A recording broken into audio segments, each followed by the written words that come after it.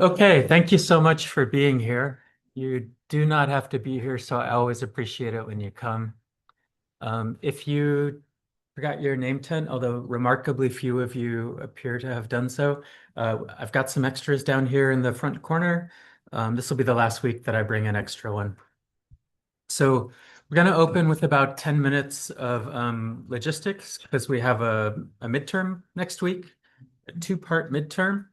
So by a show of hands, how many people scheduled their quiz with the computer-based testing facility? Wow, awesome. Just about everybody. When I look at the roster in CBTF, it's about 2/3 have scheduled. So I'm guessing there's a high correlation between folks who didn't come today and folks who didn't schedule yet. Um, what score do you get if you don't take the quiz?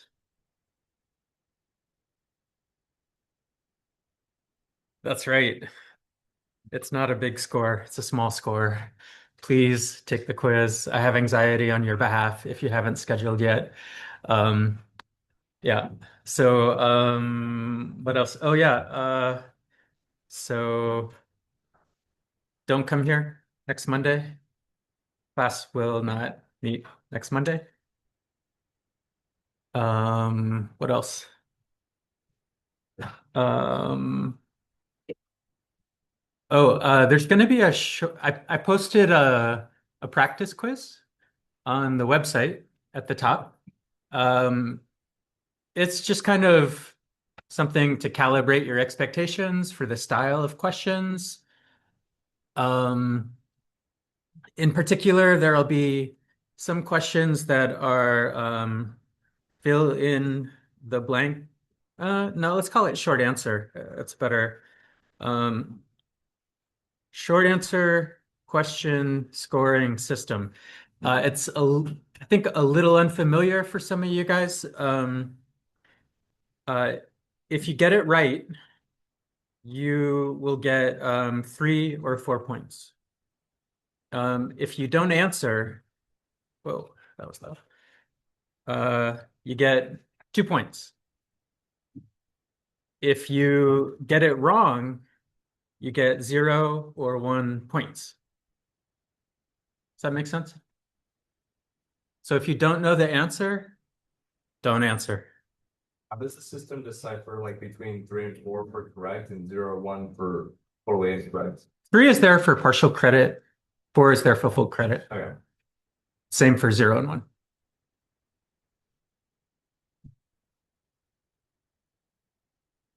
So I started grading these questions that way a few years ago because sometimes when people didn't know the answer, they would just write any random stuff that they thought was vaguely related to the question.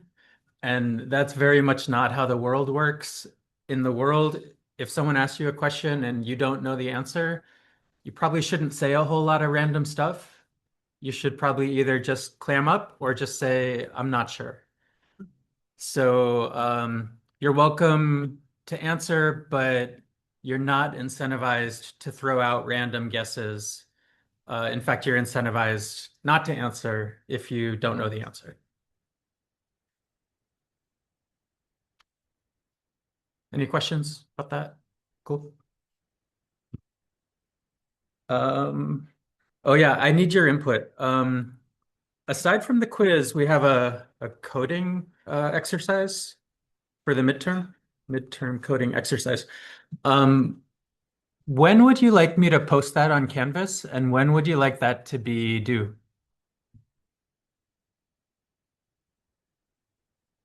I'll post it as soon as possible and maybe do it at the end of Friday or the weekend. So post it, I think I could probably post it as early as this Friday, and then deadline the following Friday. Okay. A lot of heads going up and down. So yeah.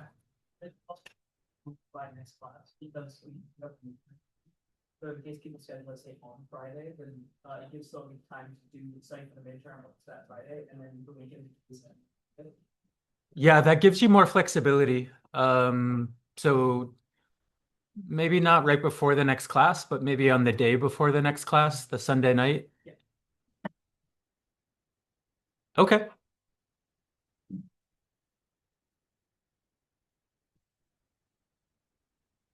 It's a lot of time. 9 days. Oof.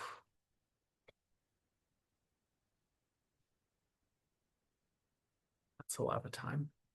I'll think about that. I might adjust it a little bit, but expect that to come up. And then our last point for logistics, please don't raise your hand. Just say it.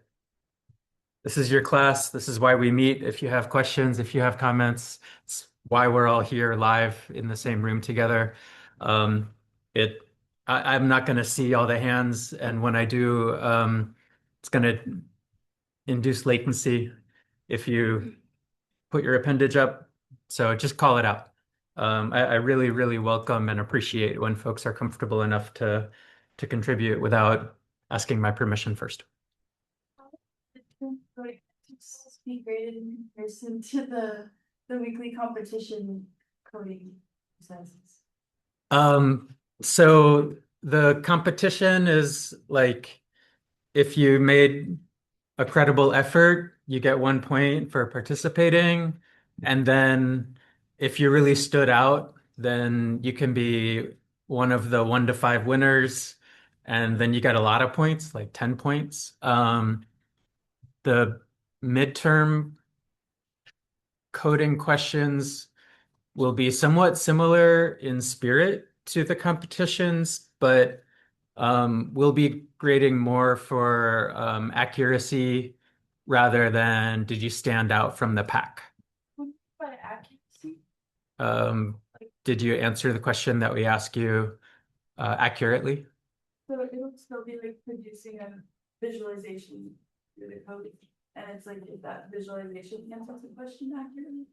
There will definitely be a visualization component, and part of it will be the quality of the visualization, and then another part of it will be, did you complete the job? Before we go into the midterm coding exercise? Yeah, so the competitions are due today, right? And so we're planning to post some of the winning entries on Piazza. So you can compare your entry to some of the winners. And I don't necessarily know we're going to give individualized feedback, but it's always available if you want to join office hours or post to all instructors. Thanks. Is there a situation where you would include more winners for the competition, or do you have it at 5? It's my first year doing it, so I'm not expecting to go more than 5, but never say never. Yeah. Have a class meeting in week 10 if the second week. We will not have a class meeting in week 10.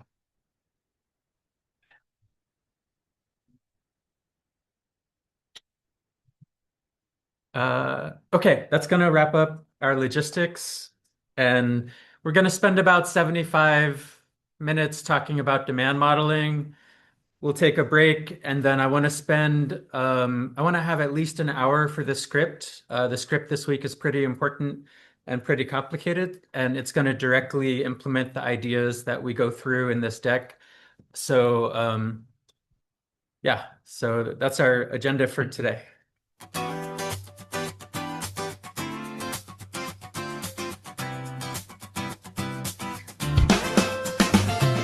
Customer analytics using data to drive decisions. Segment price and predictive fueling career ambitions. Who buys more and why and when? What brings customers back again? Data are machine learning. Happy customers, jobs worth earning. Customer analytics using data to drive decisions. Segment price and predictive fueling career ambitions.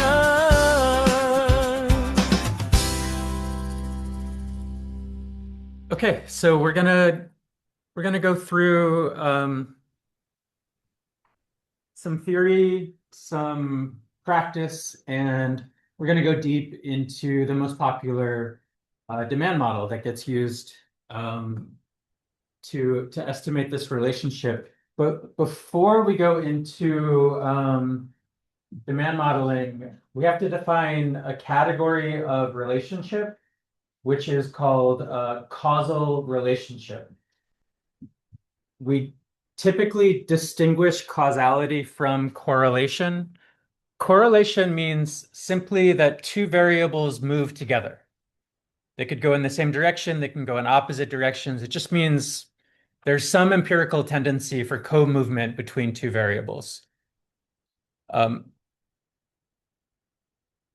Obviously, there can be false or spurious correlations that can be very high, such as 0.9 or bigger. There's an example here between how much cheese people ate and how much solar power was generated in the country of Haiti for a 9-year period. And they were very highly correlated, but there's no reason to believe that there's any type of causal mechanism linking those two variables. We can always generate relationships like that. They'll be rare, but they will definitely occur. Sometimes one of the reasons they occur is that they can each be driven by the same cause, which is why if you look in the data at the relationship between sunburns and ice cream consumption, you will see a pretty strong positive correlation. The more people eat ice cream, the more likely they are to get a sunburn. And that's not because of any direct relationship. It's because they are both driven by how hot the day is and how much sunshine there is and the things people do when there's a lot more sunshine. And when it's hot, people tend to eat more cold food. And when it's hot, they tend to go outside more. And some of those people get sunburns. And so that leads to an apparent relationship between the two variables that's pretty strong, but not a causal relationship. And so we're going to define causal in this class as saying, if we were to intervene on a variable x, that intervention would change the conditional distribution of a related variable y. So if moving to change the distribution of x changes the distribution of y, then there is a causal relationship between those two variables. Really important idea for analytics, especially for prescriptive analytics, in which we use the data to tell us what we should do.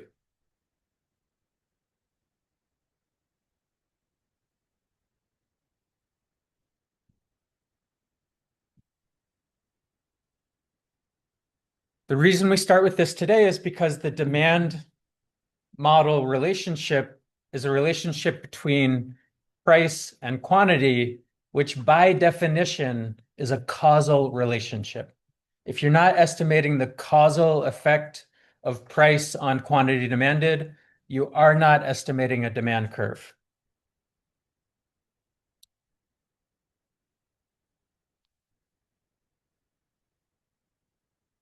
Okay. Any questions or comments about causal relationships? Is this clear to everybody?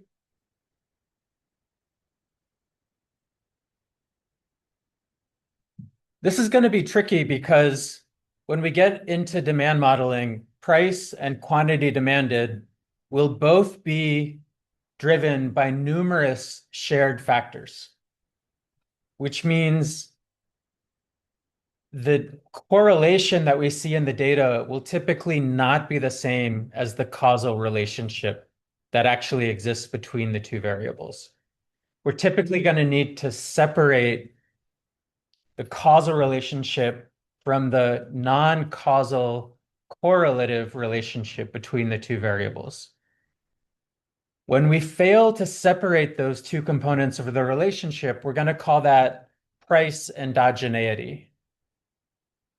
And we're going to use what we call exogenous price variation to estimate the causal relationship. It's typically going to change the slope of the demand curve. as to whether we're estimating a causal or a correlational relationship. Has anybody heard of price endogeneity before? Okay, not very many hands going up. Has anybody never heard of price endogeneity? Most of the room. Okay, we're going to spend a good amount of time on it today.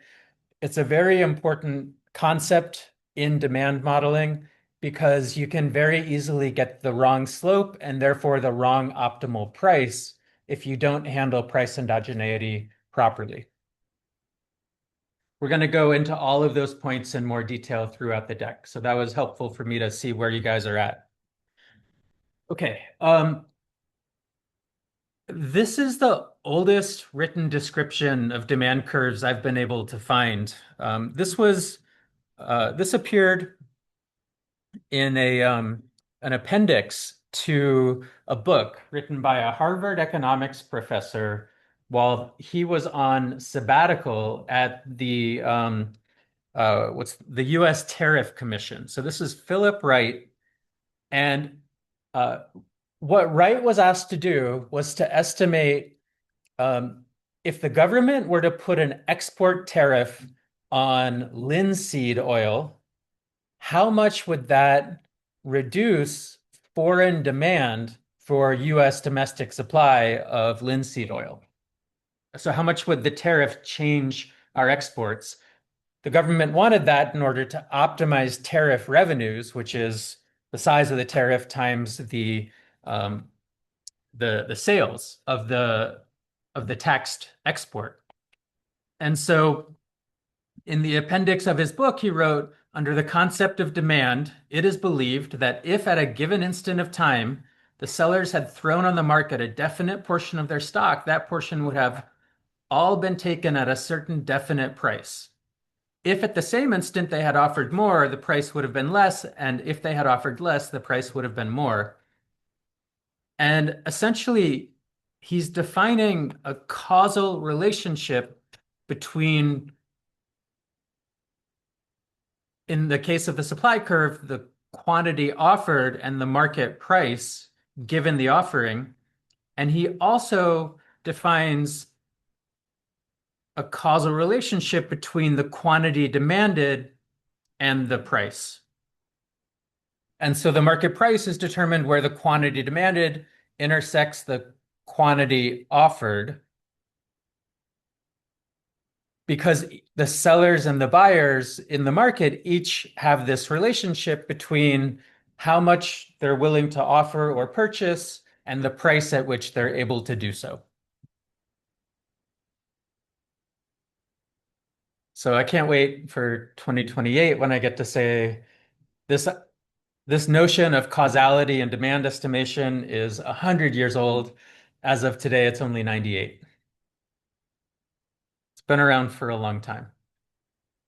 Now, has anybody ever seen a demand curve before? Yeah, okay. Everybody's awake and with me. Great. These things usually just get drawn on the board, right? Maybe it's a linear one, maybe there's an intercept, maybe there's a slope on there, but they're usually just posited. They're usually just assumed, right? And we know that they slope down and there's a marginal revenue curve. And when the marginal revenue hits zero, that is the quantity at which the monopolist's revenue is maximized. And the same thing holds true in a differentiated products market for what we call the residual demand curve. So in differentiated products market, each firm has some pricing power over its own local demand. You know, if you think about the hoteling line with the vendors on the beach, each vendor has some ability to set its own price because there's some beachgoers who are really close to that vendor who just won't walk over to the other vendor. It just won't be worth it for them, even if the vendor sets a high price for the ice cream. So each firm has some market power in differentiated products categories, which is most of the categories. And therefore, they have what's called residual demand. And then they have residual ability to set their own price to maximize their own revenue. So perfect competition is a model that is very powerful for making predictions. It gets taught quite a lot. It's nice for developing intuition, but it's something that occurs quite rarely in the world in practice. Now, has anybody here ever worked for a business before? And did anybody know the demand curve for the business they worked at? No? No? It's a little bit. What did you know about the demand curve?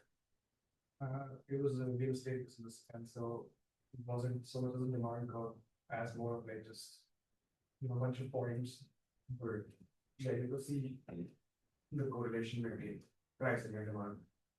Okay, so for the houses that went on sale, we could figure out if we set this price, the past data show it's consistent with a particular. Companies all worked on interiors before homes were sold.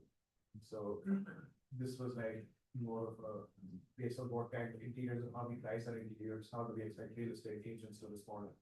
Ah, interesting. Interesting. Nice. Yeah, it's pretty, yeah.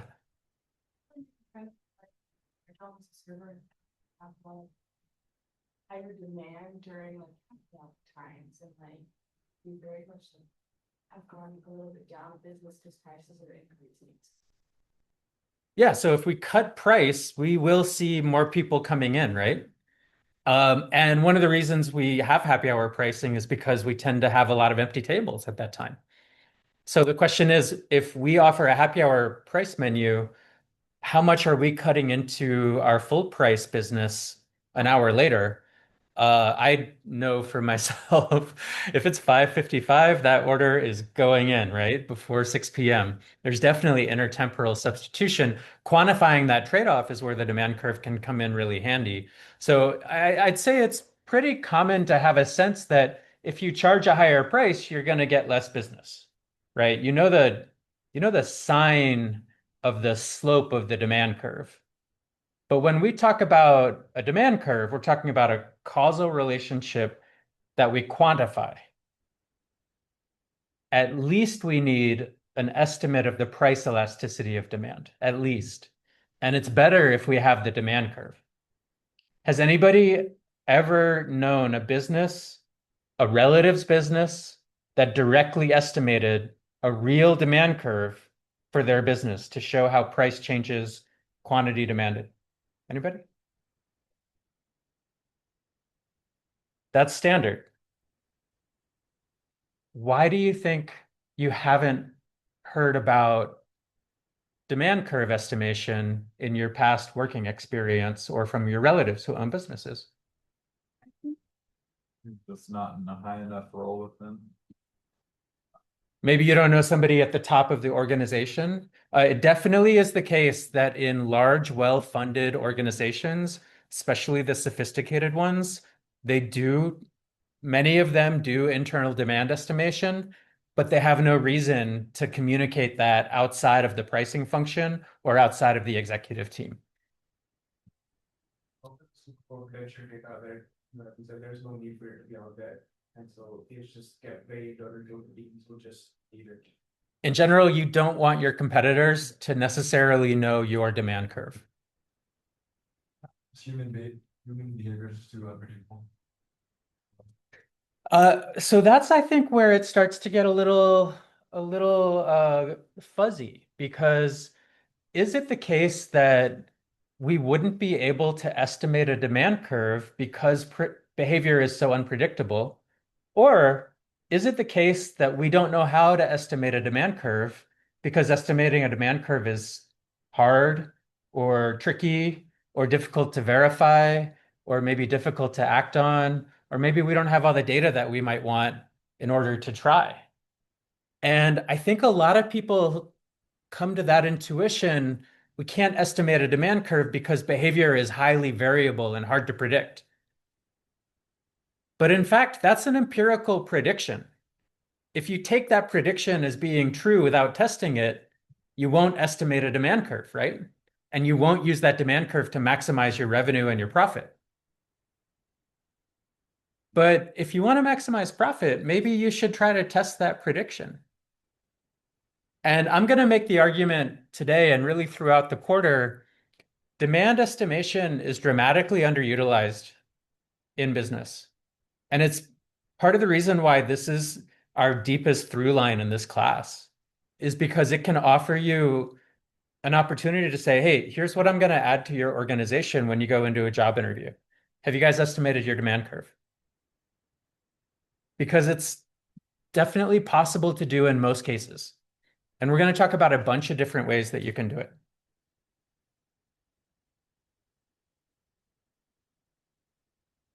Okay, so the reason that it's valuable is that we can use the demand curve estimates to find the price that maximizes profits. If you're running a business, you want profits. That is something you know in your gut. You want profits.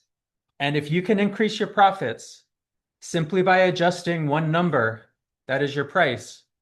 If you can increase your profits by adjusting your price, you very much want to consider doing that at least.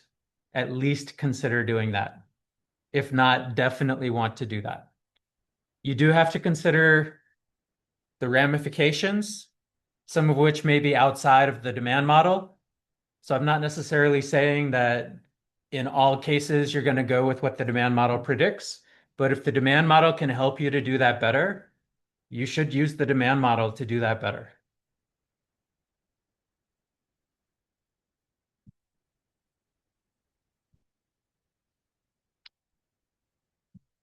Okay. I think the reason it's underused is because it's hard, especially if you haven't done it before. And one of the challenges is the many shared causes between price and quantity demanded, including shared causes that you may not observe.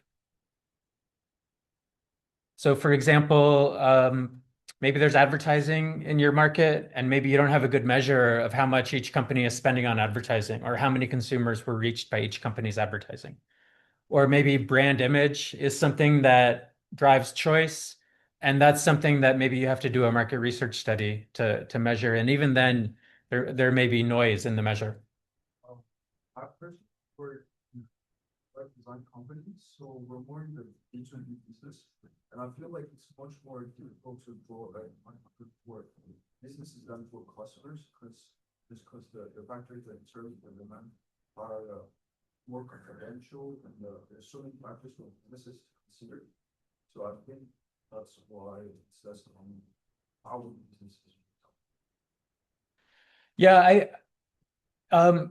so in part, I do agree with you that analytics is going to typically play a larger role in B2C than in B2B, because there tends to be many more customers in B2C, more data, more opportunities to use that data. Whereas B2B, you're more often going to have human relationships and contacts that are driving a lot of transactions. It doesn't mean that you can't use the concept in B2B. So, for example, it's likely that the price per unit that you set for your services will affect the quantity of services purchased by each of your large customers. Even if the number of customers is small, there still are component prices that go into each customer's determination of what work they hire you for and how much. What would you say about this, like related to the certain industries and certain markets where price kind of in a way does increase demand, like luxury type of markets and people that are pretty affluent and like to only spend money on things that are more expensive and stuff like that? Yeah, so that's the category called Giffen goods, right? The higher the price, the higher the demand. And sometimes the mechanism posited there is exclusivity. The more people who carry around my $10,000 purse, the less signaling value my purse has. Um, I those categories are very unusual. Um, and even within those categories, it's pretty hard to prove that price itself actually increases demand. It's very often the exclusivity implied by the price But then once you control for exclusivity, you do still find that people don't necessarily prefer to pay more than paying less. So that's a high, that's like a, when you have something very correlated with price that has a stronger impact on demand than price does, it's really easy to misestimate. And that to me can be a valid reason not to estimate demand or to use it in choosing the optimal price. Um, but even then, there are a number of techniques that we can use. Okay. Um, in order to estimate demand, despite the multiplicity of shared causes between price and quantity demanded, we can estimate demand if we have exogenous variation in costs or in price. So we don't have to see everything that determines demand. We just have to have exogenous variation in costs or price, and then we'll be able to estimate the causal relationship. And we're going to go through that. Now, I've argued that demand modeling is underused in practice. It doesn't mean that companies aren't trying to figure out the relationship between their sales and their price.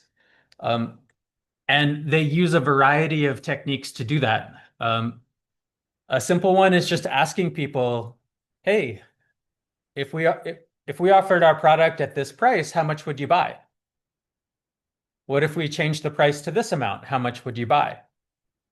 That is a form of collecting something called stated preference data. So we ask our customers to state their preferences. And then within that, we can manipulate the price. And we can find out the average quantity demanded at each of those prices. The weakness there being that that's what people say they would do, which may not be what they actually do. May be aligned directionally, but they may not actually know how much they would buy at a given price. So that's the difference between what we're going to call stated preferences and revealed preferences. Something that gets done a lot in large, go ahead. I was curious, like, if we're trying to figure out like the pricing for a product that already sold, like is previous data enough to go all over for like the demand modeling, or like would you also recommend doing other forms of like demand? Yeah, typically you're going to have error in any approach. And so throughout the quarter, you're going to hear me say a few times, the best approach is multiple approaches and then triangulate so that you can get some notion of convergent validity before you pull the trigger on a decision. Yeah. Another form of market research that gets used a lot, but it's less famous, is called simulated purchase environments.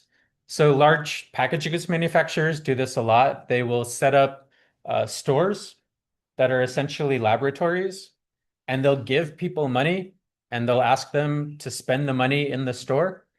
And then they will change the prices on the shelf to see how those participants' purchase quantities vary when the price changes.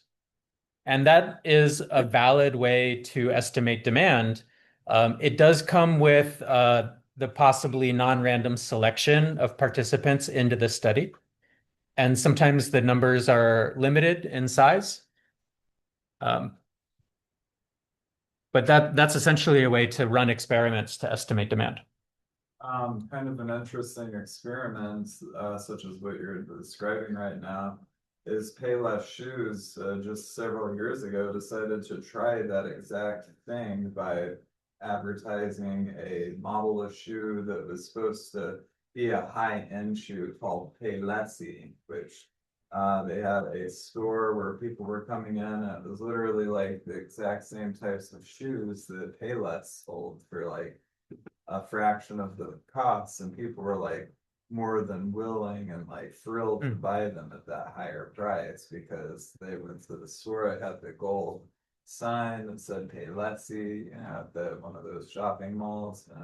might have been like 6 or 7 years ago now, but it was an interesting experiment at the time. They revealed later, hey, actually, these are Payless shoes. Believe that if we told you, and to see the people's reactions were pretty priceless. Yeah, that's tough when you have a negative brand value. If subtracting the brand makes people happier to buy your your product, that's interesting. In B2B, what we're often doing is we're asking the people who know the customers the best. Hey, if we increase the price to this amount, what's the customer order? How much more or less are they going to change their order? Now, there's a trouble there, which is that oftentimes the salespeople who are our customers experts, they get paid for what? Do you know? Tell you about the product. So the salespeople whose job it is to sell the product, they get a commission, which tends to be a large fraction of their total compensation. What does that commission mostly depend on in most cases? Nice. Closing the sale. It's closing the sale. The more units they move, the more they get paid. Do they want you to increase the price? Hell no. That is going to cost them a bonus. Will they tell you the truth? Not if they're incentivized not to. Now, when I first came into the field of marketing, I was like, why does the company pay the salespeople when the customer purchases? Like, why don't we just give them a fraction of the profits so that the salespeople's interest is aligned with the company? And actually, it turns out there's a pretty good answer for that question. In the industries and markets where salespeople tend to be really important, those are the choice settings in which, for the customer, it's actually really hard to figure out which of the available products is the best one for the customer to buy given their own needs. Like if you go to a car dealership and want to buy a car, right? How many different options are there on that dealership for cars you can buy? Typically over 100, right? And it's challenging. Like, given what your needs are, which one out of these 100 is the best one? The salesperson is the expert in all of the products. And by aligning the salesperson's interest with the customer's interest, the salesperson is strongly incentivized to help the customer find the available solution to their core need. So it's actually a great way to make those sales, but it creates an internal incentive misalignment. And so we have to be pretty careful when we ask the sales force for their input on the price because they have strong incentive in most cases. There are settings where Salesforce is compensated as a function of profits or a mix of sales and profits, but most often they're paid for sales. Does that imply that salespeople focus on, like they're more focused on helping customers making purchases than helping the company selling products? In most cases, they are. There's famous conflict between sales and marketing, especially in B2B companies, because sales tends to be very, very powerful because they have these often long-standing relationships with the customers. But marketing is essentially constraining sales to make sure that the margin gets maintained. And sales doesn't like that. They're very, very well attuned to what their commission structure is. And so it's famous that there's tension between marketing and sales in many B2B companies. But most of the time, price is higher than their product. Most of the time, commissions are on units. There are other situations where it's on revenue or on profits. And the more aligned the commission structure is with profits, the smaller the internal incentive misalignments, but the greater the potential misalignment between the salesperson and the customer. Because then the salesperson wants to push whatever's going to maximize the company's profit, which may not be the same as what the customer wants to maximize their consumer surplus. So there's always this tension between how much do we align the salesperson with the organization versus basically being the customer's agent within the company. Okay. Another thing companies do a lot is when costs change, price changes. And this usually goes in one direction. Costs go up, price goes up. It's pretty rare that you hear about, hey, costs went down, so we're charging you less. Why would you do that? Now, you will find that a lot of companies are very scared to change the price to the point that sometimes they end up maintaining the same price for too long. And inflation will sometimes erode the price they're charging until they have to raise the price in response to a cost shock. And sometimes when that happens, they're surprised how small the business loss is from the higher price. This is called pricing by inertia. Question? If you're trying to convince, like a business to, like, go ahead and raise their prices, like, what would you have like an idea of strategy for that? Like, Estimate demand. And then show how you did it. And then show here's how far you could go to maximize revenue. If you go beyond that, your revenue is going to start going down. And then you can show if price goes up by 2%, here's what happens to quantity sold, total revenue change by this amount. So you can just lay out the entire distribution of how revenue changes as a function of price. What would you say is the best way to determine how often to raise costs as a business? Without having your consumer kind of push back on you on that? Yeah, that's a good question. It's going to be hard to generalize across categories on cost changes.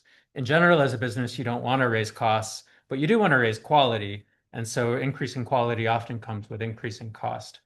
And like if you understand how you can adjust the price to figure out what the profit maximizing price is, it's not a large step forward to think about how you can adjust the quality to find the profit maximizing quality as well. But it becomes a nested problem where when you adjust the quality, you may need to re-optimize the price afterward. Like shrinkflation under the same umbrella as like raising prices. 100%. Yeah, that's actually going to be one of my examples later on. Okay, so a lot of companies do demand modeling. This tends to be quiet. And then finally, something that's better known is price experiments. You can run A/B tests on your price if you're running an online store. You can run bandits, which is a statistical framework to optimize your price within the context of running an experiment. You can target digital coupons to subsets of your customer base to see how the depth of the coupon predicts the coupon response, which is one way to get an estimate of price sensitivity. And then the one that I think is probably least famous is called market tests. Remember that Nielsen company that collects all the scanner data in the packaged goods categories? So there's a couple of geographic markets in the US where Nielsen has every single store in the market offering its data. Colorado Springs is one of them. Sioux Falls, Iowa is another. And so these are the places where the big packaged goods companies, they introduce their new products there first to see what happens. And they can run experiments on the prices to see what the optimal price is within those test markets before they roll the product out nationally. Now, the challenge there is that everybody knows those are the places where the market tests get done, and they try to mess each other up. So when Coke sees Pepsi introducing a new flavor in Colorado Springs, Coke might adjust its pricing or its inventory to try to mess up the data from their market tests. So there can be competitive interference in market test experiments. So this is the broad range of how companies typically try to estimate demand. We're going to come back to pricing in week, I think that's going to be week 6. Yeah, week 6. After we estimate heterogeneous demand models, we're going to start using our estimated demand models to optimize pricing decisions. Right now we're just going to focus on estimating the demand models, and then later we're going to focus on using them. Now, the gold standard to get causal evidence is running experiments. Everybody knows that, and I 100% agree with that. There is going to be no inconsistency between estimating a demand model and running a price experiment. Running a price experiment is a great way, maybe the best way, to get the exogenous price variation you need in order to estimate a demand model. But there are a couple of downsides of price experiments that we need to have in mind. First, when you run a price experiment, you're exposing different customers to different prices. And that can change their future behavior. It can change their reference price, which is how much they think they should be paying for your product. It can change their stockpiling behavior, how much they buy today, which then changes how much they buy in the future. So running a price experiment to learn demand can actually change future demand. Additionally, it's relatively easy for companies to track each other's competing prices.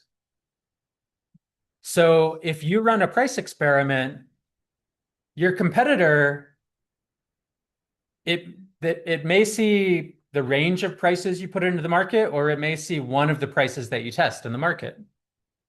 And that may influence your competitor's price. Could go higher, could go lower if they decide to respond to what they see.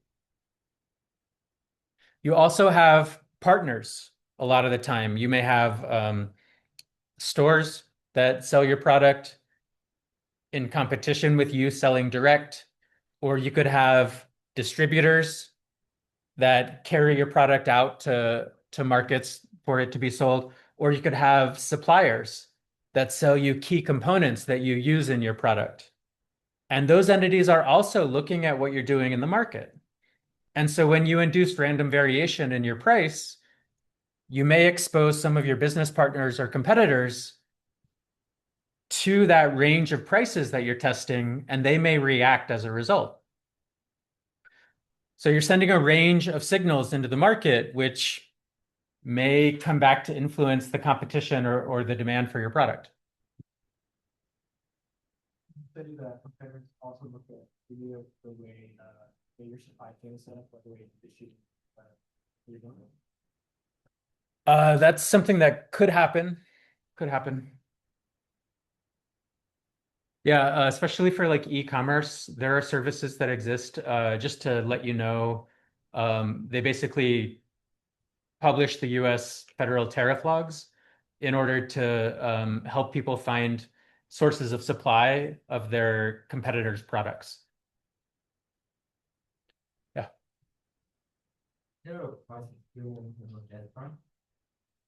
For what price? Gas price. Gas. That's a good question. I've read about some cases where gas stations used randomized pricing to learn demand in Europe. I haven't seen case studies like that in the US. Yeah. How many customers does that include? Like how many consumers, and how do they, is it kind of like they select like a city and then anybody in that city gets like a different price? So the easiest way to think about it is online. If you have a website or an app where people come to purchase your product, you can just randomize the price that you show to different visitors. And so that controls for just about everything else. So that's sort of the canonical example. If you only refresh your product's price in an irregular basis, then it's going to be a little bit harder to run the price experiment. One more, yeah. Would you consider the universal basic income experiment a price experiment?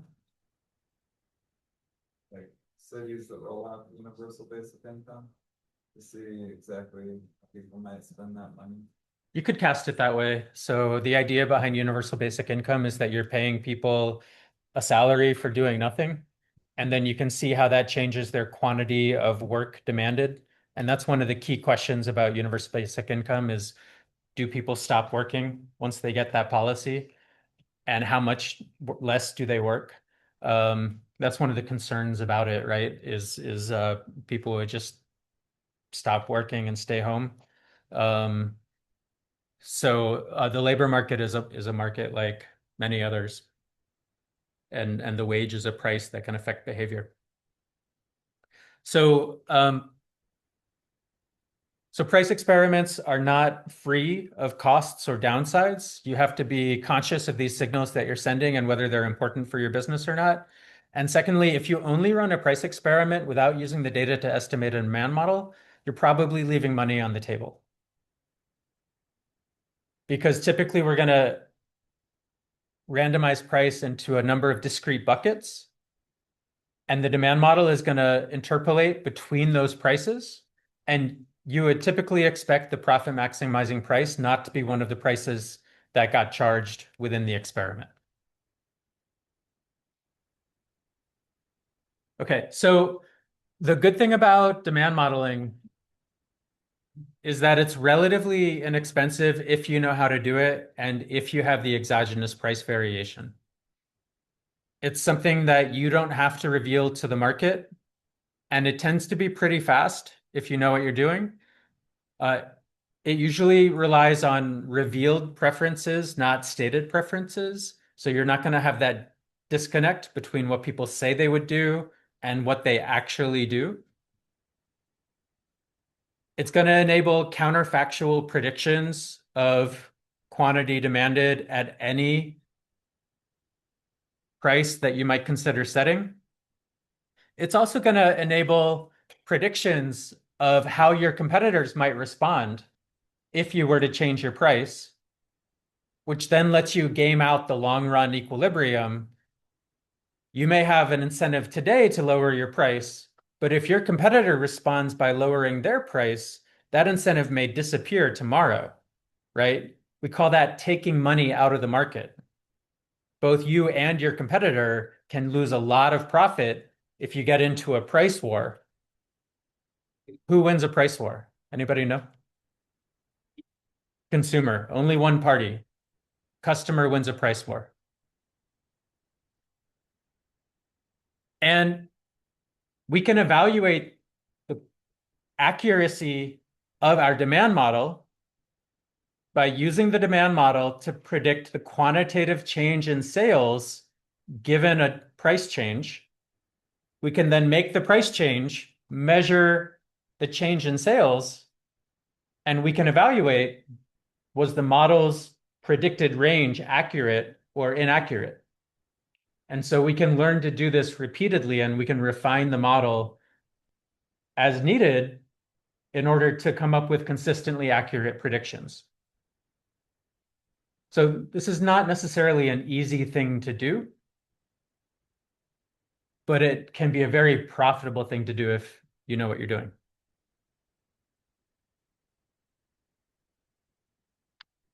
Okay, now it wouldn't be a full accounting if we didn't talk about the downsides. So the inputs to this process, right? We have to have the data, we have to have the exogenous price variation that'll identify the causal effect. It's going to take some labor, some expertise. If we don't have executive buy-in, then we're probably going to be wasting our time. We're going to need some culture that's going to enable the idea and respond to it in a productive way. And we're going to, I like to point out that having the data is not the same as having the variation. If we're in a pricing by inertia organization, that means our price hasn't changed in a long time. That means there's no variation in our recent price, which means we don't have the ability to estimate how sales responds to price.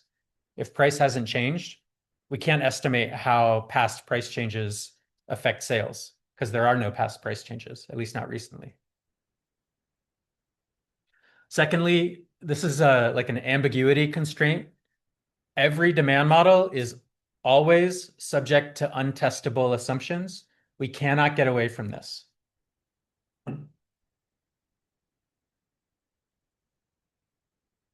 And then finally, in order for demand model predictions to be accurate, we're going to need the near future to resemble the recent past. And these constraints apply to most analytics frameworks. So I view these as fairly weak downsides of demand modeling because um, if you don't have these prerequisites, you're not going to be able to do very much with your data.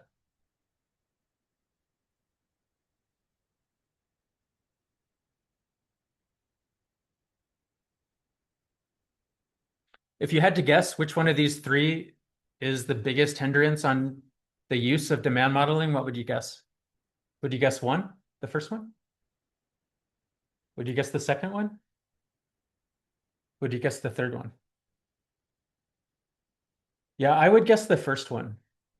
I would guess the first one. In my experience, managers don't usually object to this last one unless you're in like a very new category with a ton of technological change and everything is evolving. That's where this third one is, probably the most binding. The second one, not that big of a deal. It's the first one. Like you have to really know what you're doing. If you don't really know what you're doing and have the, sort of the basic requirements covered, you're not going to be able to do anything. How recent is the data? How far back did Yeah, that's actually a pretty it's not a terribly interesting constraint, but it's pretty important. So this comes up in advertising all the time. If you look back, okay, every month I spend a different amount of money on advertising. I got a different amount of business coming in. If you look back over a 5-year horizon, you're going to get a different number than if you look back over a 2-year horizon. The 2-year horizon number is going to be noisier, but the 5-year data set may contain much less relevant information, and so you may get a bias. So there's always going to be a trade-off between relevance and completeness. So usually you're going to want to find a balance, and you can do some testing to find that balance by estimating your model with different time horizons and seeing how sensitive the predictions are to the time horizon used to calibrate the model. Okay. So if a lot of companies could benefit from demand modeling, but they're mostly not doing it, why is that? Is it because it doesn't work? Or is it because they don't know about it or they don't know how to do it properly? The evidence that we have tends to indicate that demand modeling works, but we don't have a ton of such evidence. And I think the reason we don't have a large number of papers is that establishing this requires estimating demand, acting on the demand estimates, and that by itself is pretty common. There's a lot of cases like that. But then actually testing, did the reaction to our policy change match what our model predicted? And a lot of companies, they don't do those backward-looking checks for accuracy. And then finally, reporting the results publicly, which a lot of companies don't want to do. They don't want their competitors to know their demand curves. So we do have some cases. I think my favorite is came out of Chicago a couple years ago where they ran a pricing experiment with ZipRecruiter. You know what ZipRecruiter is? It's like a job listing service. Basically, they sell job ads, and then they help people find jobs. And so they varied the price of the job ads, if I remember correctly, from $39 up to $399. And the original price was $99 per ad before they started this experiment. They used the price experiment data to estimate the demand model. They used the demand model to calculate the optimal price. And the optimal price was well above $399. The company wouldn't let them go that high, so they changed the price to $399. So ZipRecruiter used the experiment, and it's reported in this paper in detail, to quadruple their optimal price.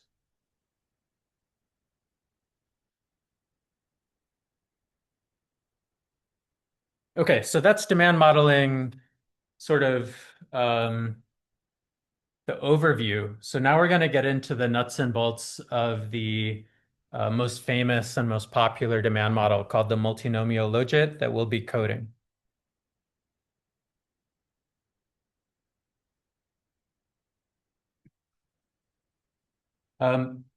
This model is old, but it remains the basis for most of the fancy new demand models that get introduced.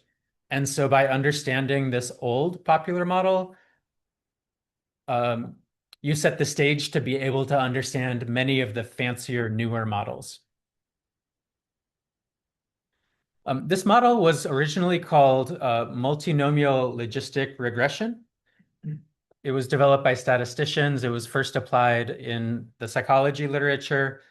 It was introduced to the economics literature in the 1970s by a Berkeley professor named Dan McFadden, who ultimately won the Nobel Prize for his work on this topic. And the math is not the simplest. Basically, the space of behaviors at the individual level is a set of discrete options that they might decide to purchase, like Coke or Pepsi or Dr. Pepper, which are not ordered within themselves. So that's what we're going to be trying to predict when we estimate this model. Now, part of the reason this model became so famous and so popular was one of the first applications that was reported. So McFadden was, he got a grant from the National Science Foundation to predict how the new subway system in San Francisco would change commuting patterns. So if you haven't been there, it's called the BART. It stands for the Bay Area Rapid Transit System. And it was built in the early 70s. And what they did was they sent researchers into neighborhoods where BART stations would be constructed. And they intercepted people on the street during rush hour. And they asked them where they were leaving from and where they were commuting to and how they were going to get there. And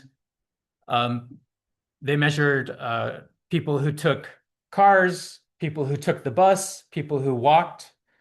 And they also asked them, well, after the BART opens, would you continue using your current mode of transportation or would you switch to the BART? They estimated the model as a function of how far people had to walk, how long they had to wait, how much money they had to pay, and how much they liked driving their own car. And then after using the survey data to estimate the model, they predicted how many of those people would switch to the BART after the BART opened. Now, if you just looked at the survey data itself, what you would find is that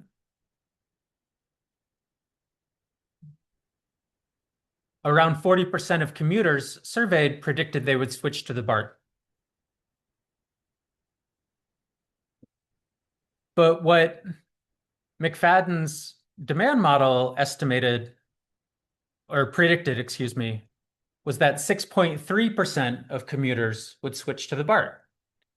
So a much, much more pessimistic prediction compared to the survey responses alone. Dramatic difference, right? Is the BART going to carry 40% of commuters or 6% of commuters? Well, after the BART opened, the best estimate was that the BART was carrying 6.2% of commuters. So it appeared that this multinomial logit prediction absolutely nailed what it was trying to predict. 6.3 versus 6.2, whereas the survey alone was saying 40% of people would switch. Now, this is a setting in which stated preferences are probably a particularly bad predictor of actual preferences. Because remember, there is no BART. Hey, would you like to ride the subway? It doesn't exist yet, but would you like to ride it? It's easy for people to imagine a subway that's maybe a little bit nicer than what we're actually going to get, right? They also may underestimate their own preference for control. For example, what they have when they drive. And if you look at the standard error in this prediction, what's the confidence interval in the prediction?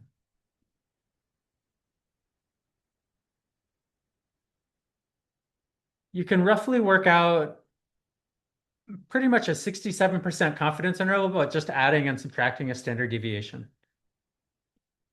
So you could say, what about 4 to 9%?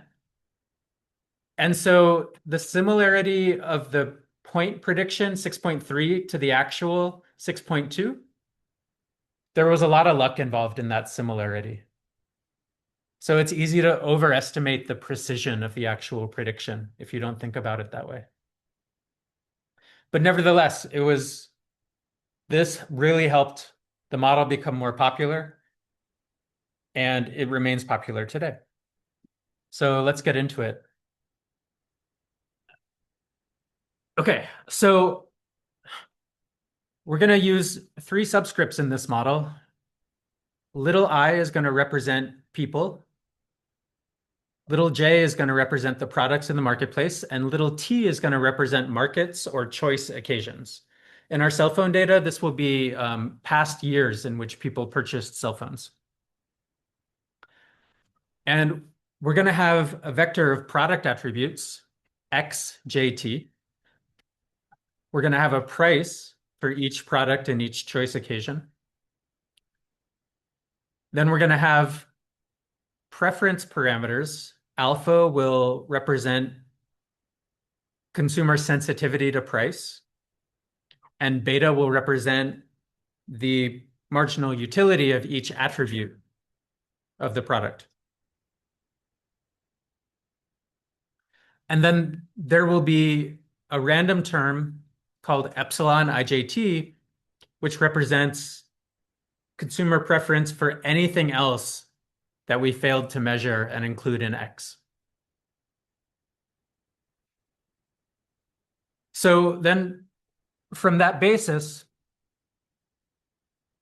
we're going to assume utility maximization, that the consumer knows their utility from each of the available options and chooses the option J that maximizes their utility.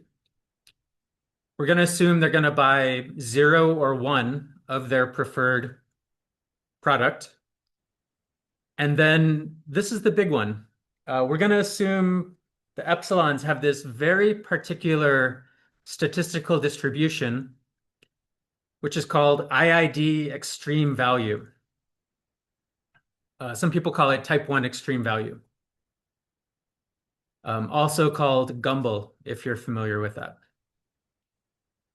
Now, IID stands for independently and identically distributed. And it's a very unrealistic assumption but it's mathematically going to be very convenient. So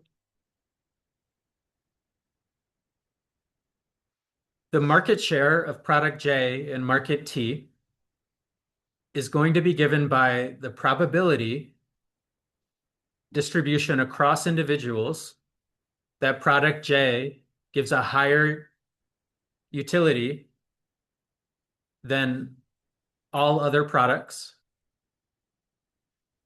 which we can define by integrating over the utility functions. So this second equation here is simply substituting in what is implied by the distribution of the epsilons. And this integral simplifies to this fraction on the far right-hand side exactly because of this distributional assumption, IID extreme value. And if you look at this, we call this a choice probability, you'll see that when the product attributes are larger for product J, the choice probability will go up. When the price of product J is bigger, the choice probability will go down. When rival products attributes increase, product J's choice probability goes down. And when rival products' prices increase, product J's choice probability goes up. So those are the basic economic patterns you would expect in a demand model. And what's really powerful about this is that if we're able to estimate alpha and beta, we can make a precise prediction about how the market share of every product in the market will change in response to a change in attributes or price of any of the products in the market. So we'll be able to get a very precise set of predictions. And that can be very useful. Any questions here? Will we need to be able to replicate these sorts of equations? No, but you will be able, you will need to understand how to apply the class script code in order to estimate this model. And that's what we'll spend our final hour on.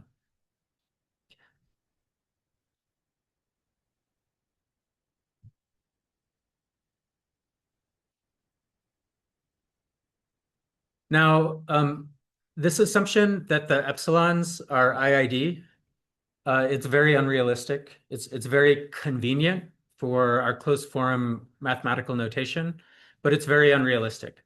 You would typically expect two competing products that are more similar to each other to have correlated draws of epsilons, not independently drawn epsilons across all products and all people in all markets.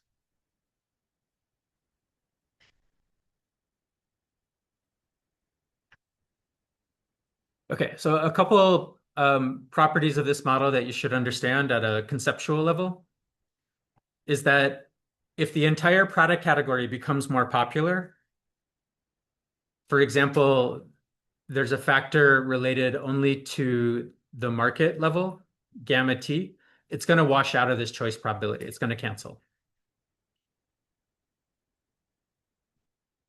And the same thing is going to happen if individual consumers have different demands for the category as a whole. This choice probability will only be affected by the differences between the products themselves in the market. It's not affected by individual demand for the category or overall category demand.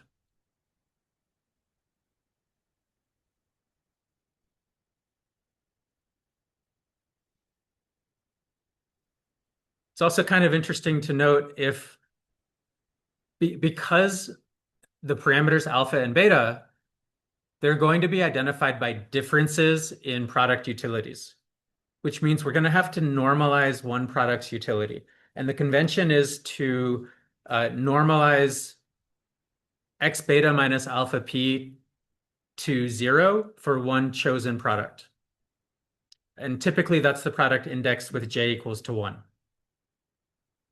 So for the first product, we're going to set this numerator to be 1.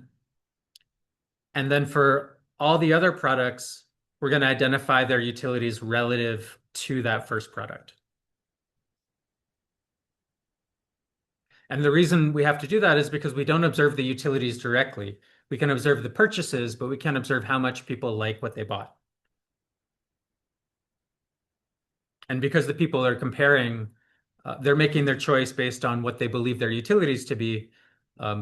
It's only the differences between utilities that can inform the model. It's not the absolute levels of utilities themselves.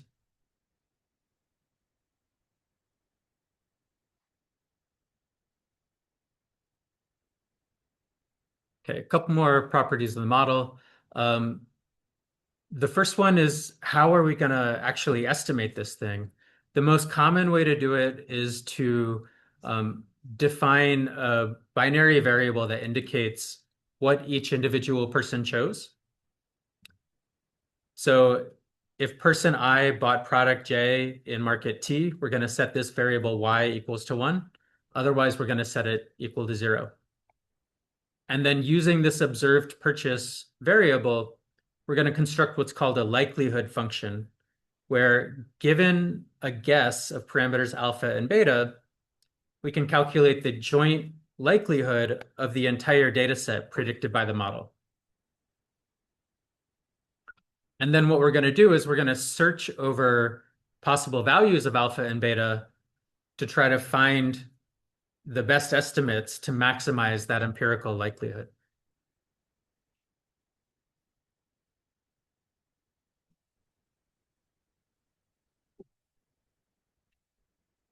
So on the next slide, I have kind of a toy example of this. So here we have two products and an outside option that is purchasing nothing. And we have two people, and the two people face different prices for product A. Products A and B have the same qualities for both people. Product B has the same price for both people. But person 1 faces a higher price of 4 for product A. Person 2 faces a lower price of 2 for product A. So if you look at person 1's choice problem, they're going to get... So if suppose we have alpha equals -1 and beta equals 1, we can quantify person 1's choice probability given the prices they face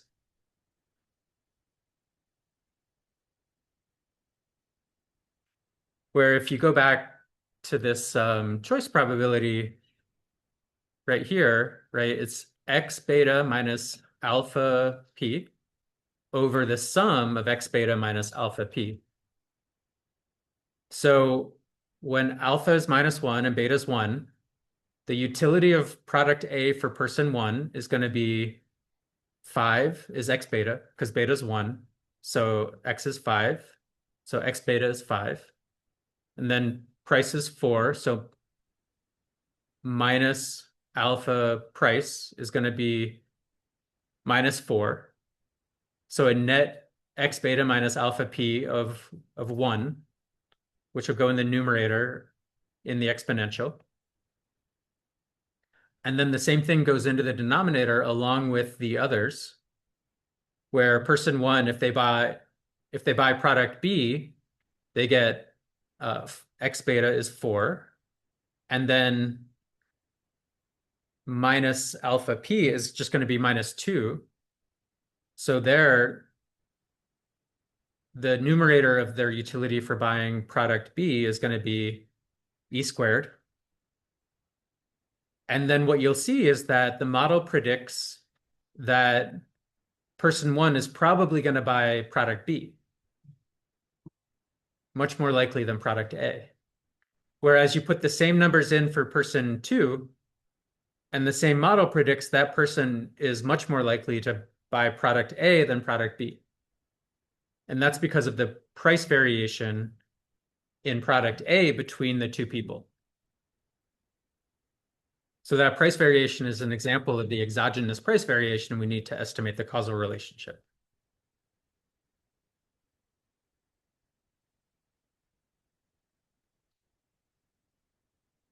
The room got very quiet. It's a great place for comments or questions if you have any.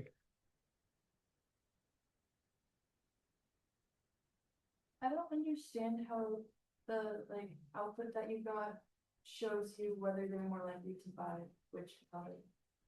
Okay. Explain that. That's a great question. Thank you so much. Let's go back here.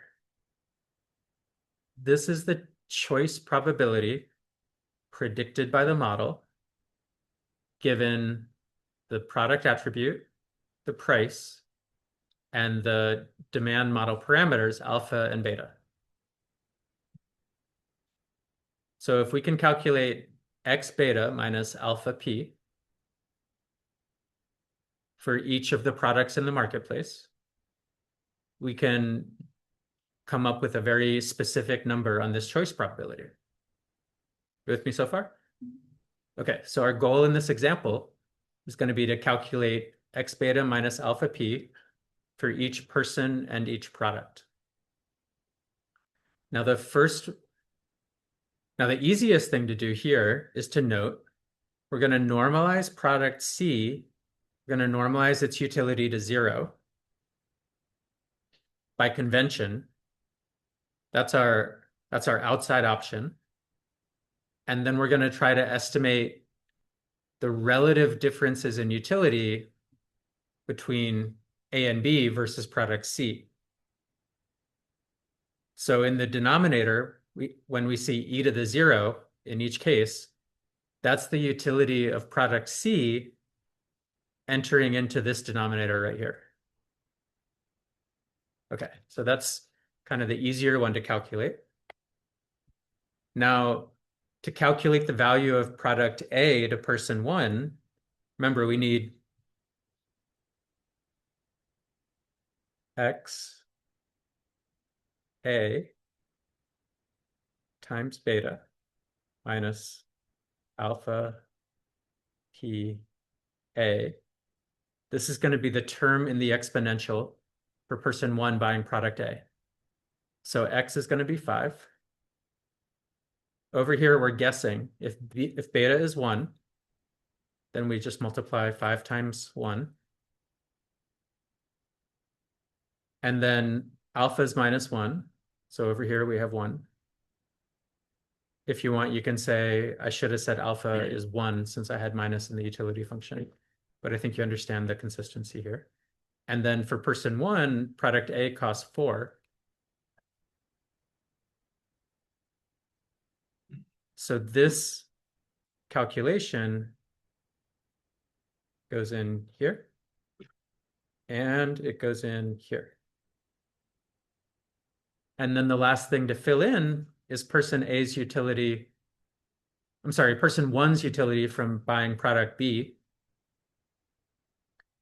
And so that's going to be 4 minus 1 times 2. Because person 1 gets a great deal on product B. So that's 2.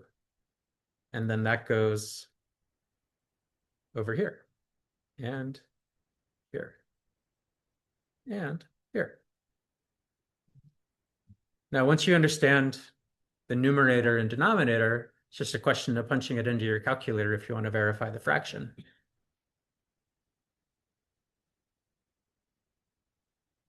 And then we go through the exact same process for person 2.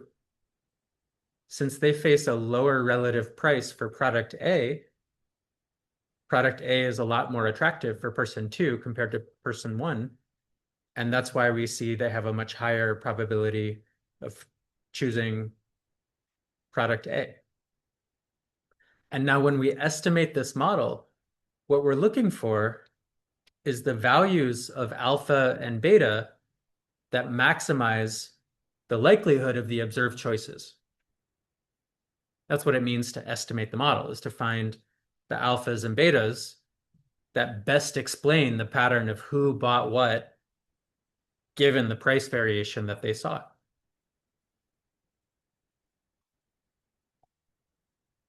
Yeah. Is it likely that we will have something like this on the midterm, like let's copy some numbers for that? It is definite that understanding this will help you to answer questions on the midterm. So if you don't want to bother to understand it, that's your choice. But if you want the highest grade possible, you should try to understand the important class material, and this is definitely important class material.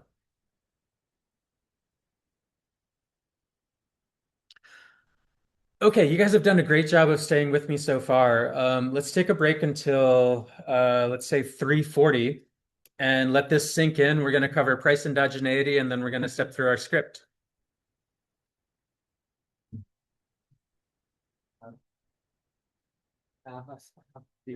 Like what you thinking about like 3% like last syllabus? I saw you wrote. Basically, we are only covering the first 4 ones for class contribution. But I guess because the class size is really hard, it's not possible for people just to fit in the first 4 rows. Yeah, In that case, I guess I might want to put people's name here because if I assign because the problem is there's space. So if there's the 2 behind, it's very hard for me just to figure out what person it is based on my routing location. I guess if that's the case, I might want to collect all of the name cards so that I can arrange them so that there's no space in between. I think that's probably the better approach. Yeah. Excellent. So I talked to you last week about being first on the whitelist. I did not get off the whitelist. And I was just wondering if there's anything on your end can do, or is there anything they can do to possibly still enroll classes? I had zero. Yeah, virtually.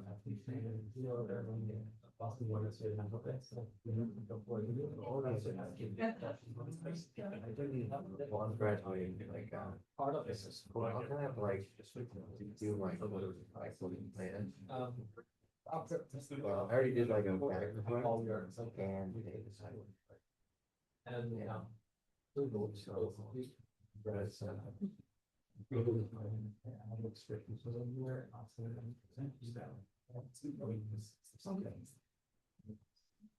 I don't know if that's going to change something. yeah, it's like.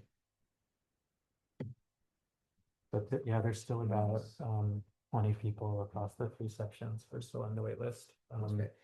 And clearly we have space for a couple extras. So glad you told me. I'll send the email today, and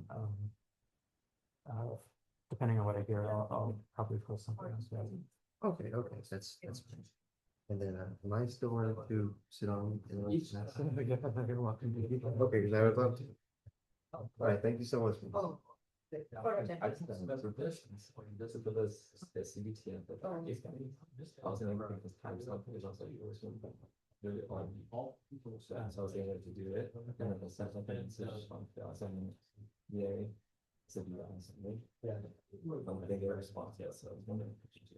I posted a couple hours ago. Yeah, we were hoping that we'd be able to keep it private for a little bit more. There's been a bit more activity, so. Okay, and then the second thing, the equation that you just want to read. You said that alpha was already negative. And the equation is beta just. Yeah, that's so. Yeah, there's 2 negatives technically, that's but that's I think we see sort of easy. I mean, the invention is, it can be either way. You can invent it first and then you assign it another value, you can update it and see what the cost of value is. I have a mistake here, so I need to fix now. It's all the negative when I know that it's doing this. So that's good. Yeah, thanks for putting it.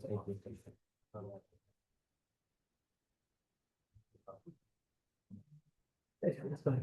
Yeah. some situations where I was able to take that extra. It's really so take it. Have some sort of years. Even though I don't think you guys live that. Yeah, they just posted a remote practice place, so it's not in person, so it's not exactly the same, but Okay. yeah, I think that's open to anybody that's just not able to travel. That's fine. You think still take it, it's not something that I should look into. Can't hurt. I don't know the exact value. I think you have to go. Okay, yeah, I'll look into it. I'm still finding what's on down. Yeah, what's on the site. It's downloaded, I then walk to my GPS. I should have found even though I don't know if I was supposed to download. I've been with the laws lately. Yes, but the question is very relevant because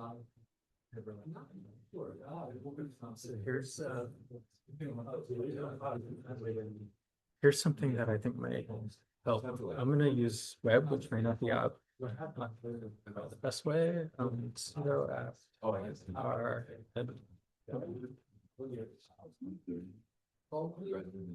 yeah.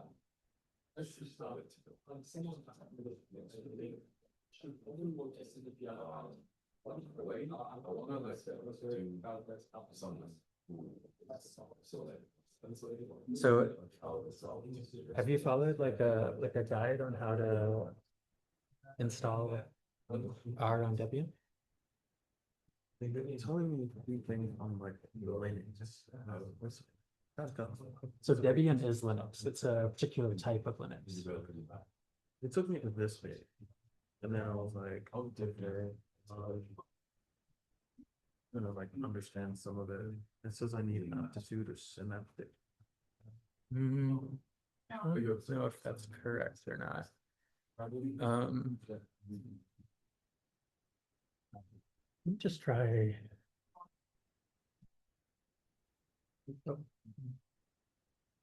Oh.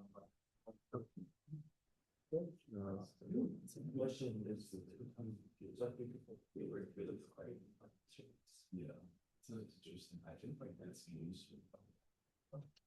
Not sure about that. That's what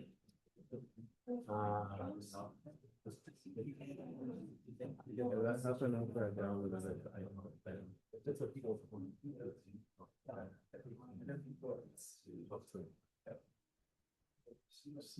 This is going to be unnecessary stuff.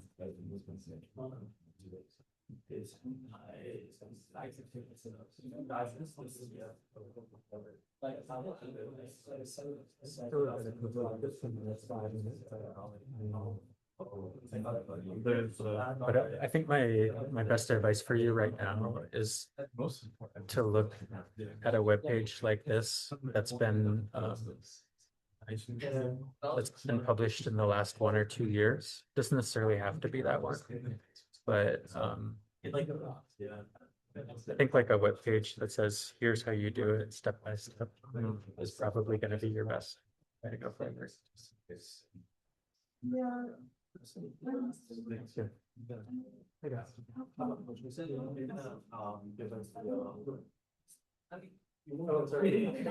Like I love to.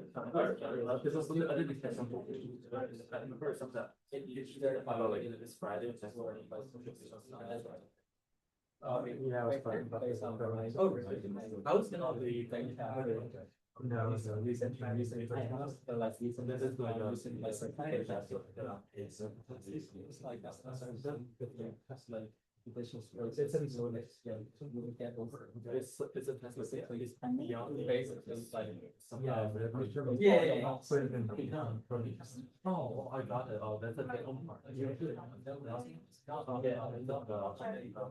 choices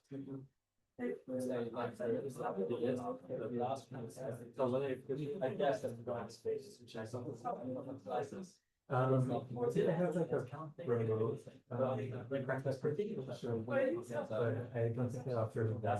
I've never yes that makes it this way. Yeah, that's like the story. Yeah.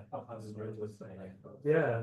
I mean, you can always stop item. Like the math building. It's like how nice is it? I feel like it's like I was the that's like how it was like so this one.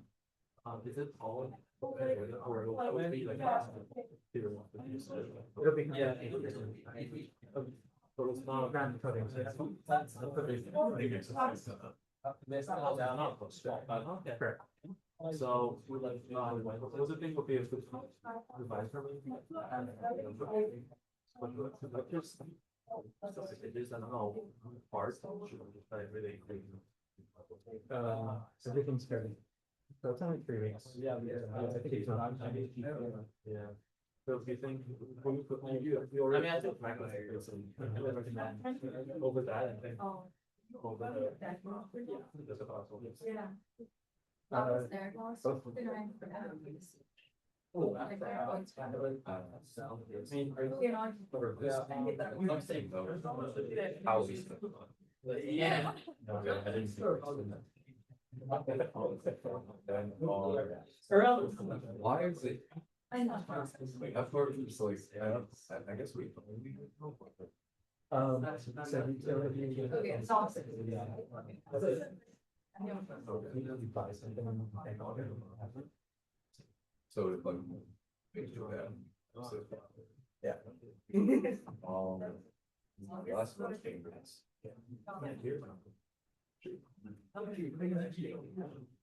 Oh, yeah. It's the finding output page. So like, we usually tag that. Other questions, like just to see types of signs and stuff, you give us the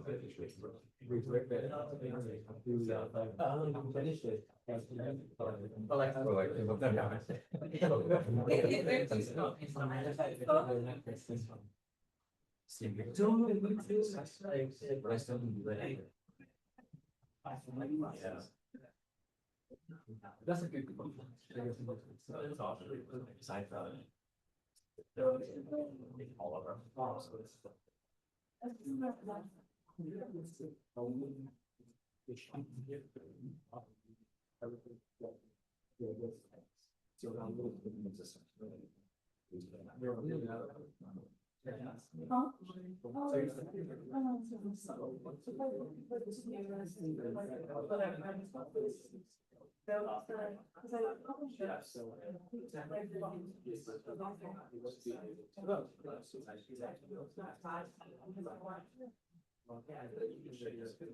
Yeah. I used to write it all.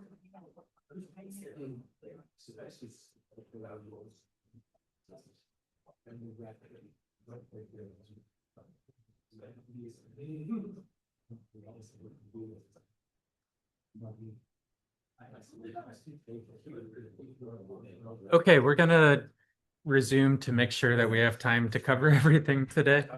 And I'm gonna pick up the pace a little bit. So one challenge of the multinomial logit model is that because we're predicting choice probabilities rather than individual choices, we have some non-standard fit statistics. One fit statistic we have is the ratio of a completely uninformative model. If alpha and beta were both 0, we'd basically just be making random guesses as to who's buying what. So that's like a baseline. And how much better we do over that baseline is a measure of how well the model is fitting the data. We're also going to look at the hit rate. That is the percentage of shoppers for which what we predicted was most likely is the one they actually chose.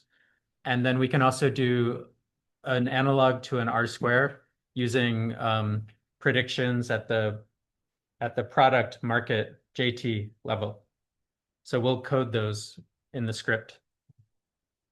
Now, there's a couple really good attributes about this model. The first one is that it's consistent with a clearly specified model of consumer behavior. That is utility maximization. It's a very old, very famous, very robust idea with desirable, sensible theoretical properties. A second advantage of this model is that it's very flexible. In our next class after the midterm, we're gonna extend this model to accommodate customer heterogeneity in 3 distinct ways. And the third is that the likelihood function, when we search for alpha and beta, the likelihood is going to be globally concave in alpha and beta, which means we're going to be able to find the best possible solution no matter where we start from. Remember, in k-means, we talked about a local maximum versus a global maximum, and finding the local maximum won't necessarily find you the top of Mount Everest. Because of the mathematical properties of this model, we will be able to find the top of Mount Everest no matter where we start from. So estimation will be really fast.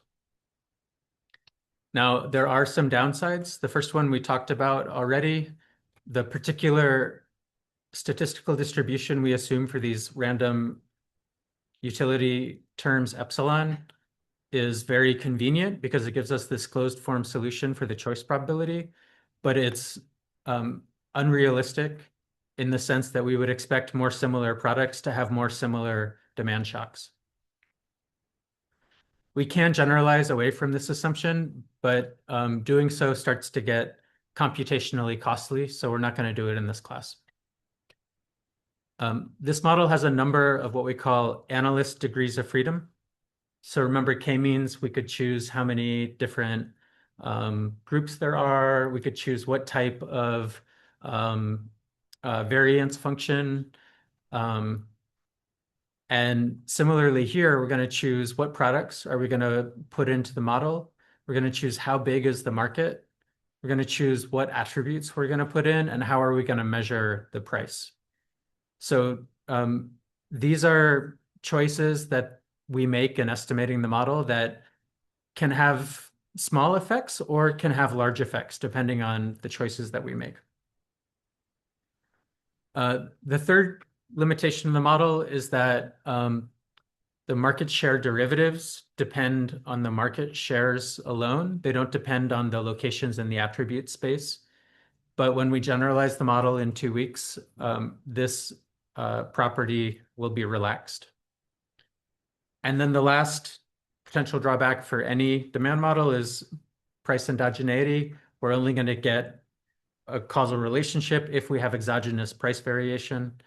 It's probably not quite right to list that as a property of the multinomial logit model because that's a property of the data that we use to estimate the model. I'll probably end up deleting this one from this slide. An extension of that third limitation is called the independence of irrelevant alternatives property. And this is a very famous, well-known example. So suppose you estimate a demand model for 3 modes of transportation that all have equal market share. And the 3 modes are blue buses and red buses and cars, each with 33% market share. Because they all have equal market share, the multinomial logit model will predict that each of them have the same utility to consumers. If you then take all the red buses and paint them blue, so now all the buses are blue, because the model has predicted the utility of cars and the utility of blue buses is equal, it's then going to predict market shares of 50% for bus and car, when in fact a more sensible prediction would be 2/3 of the market for the buses and 1/3 of the market for the car. So this is due to the mathematical structure of the model, and it stems from that unrealistic statistical distribution that we assume on the epsilons. We're going to relax this once we extend the model to account for customer heterogeneity. So this property will no longer obtain to the same degree.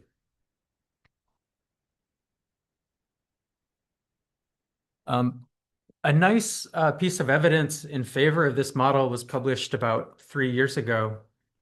Some of you may be familiar with Alibaba. It's a really great place to buy things.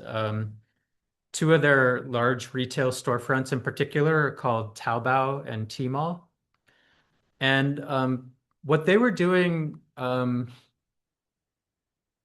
was they were, when someone came to their store, out of their many, many, many thousands of products that they had available for sale, they would run a machine learning algorithm to predict which 6 products had the highest chance of being purchased given the attributes of the person visiting the store's homepage. And then those would be the 6 products that they listed up front. Well, a couple of professors at the Olin School in St. Louis, at Washington University in St. Louis, did some consulting for Alibaba, and they said, hey, yeah, these are your most likely to be purchased products that you're recommending on the homepage, but your algorithm has a limitation, which is that it often produces very similar recommendations. And what you should do is you should actually recommend more variety because you don't have much certainty over what people are going to want to buy. And so they replaced the recommendation algorithm with a multinomial logit model because it accounts for substitution between recommendations. And then when they ran a test, it was an A/B test of the existing machine learning algorithm versus recommendations generated by the multinomial logit. They ran that A/B test with over 5 million consumers, and they found that using the multinomial logit increased sales revenue from those promoted items by 28%. So that's actually quite a large increase in sales revenue. So nice little vote of confidence for the multinomial logit, despite all of its limitations. It did really well because it accounted for substitution in these recommendations in a very flexible way.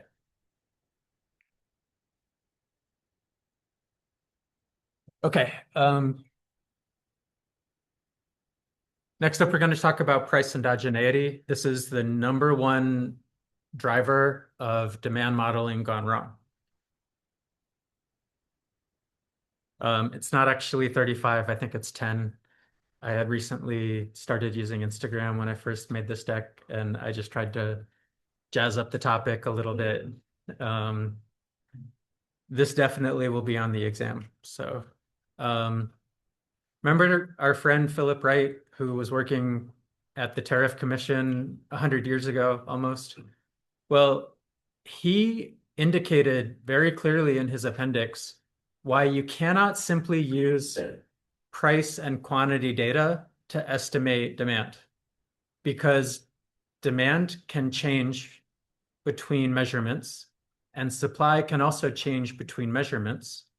And therefore, if all you use are the realized price and quantity outcomes that get measured, you can't tell when supply is moving versus when demand is moving versus when they're both moving.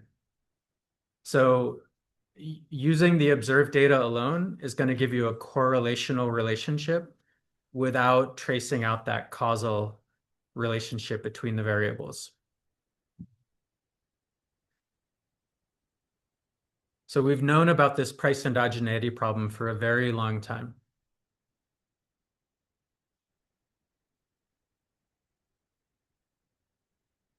So price endogeneity, this is a data problem. It's not a property of the model. It's a property of the data that we use to estimate the model. And when we fail to account for price endogeneity, we're going to estimate the wrong slope of the demand curve, which means we're going to get biased demand parameters. We'll get the wrong values for alpha and beta, which means when we try to use the model to find the profit maximizing price, we'll find the wrong price. And we'll illustrate that in a few weeks in code. The bias could go either way. It depends on the relationship between the unobserved demand shifters and the price.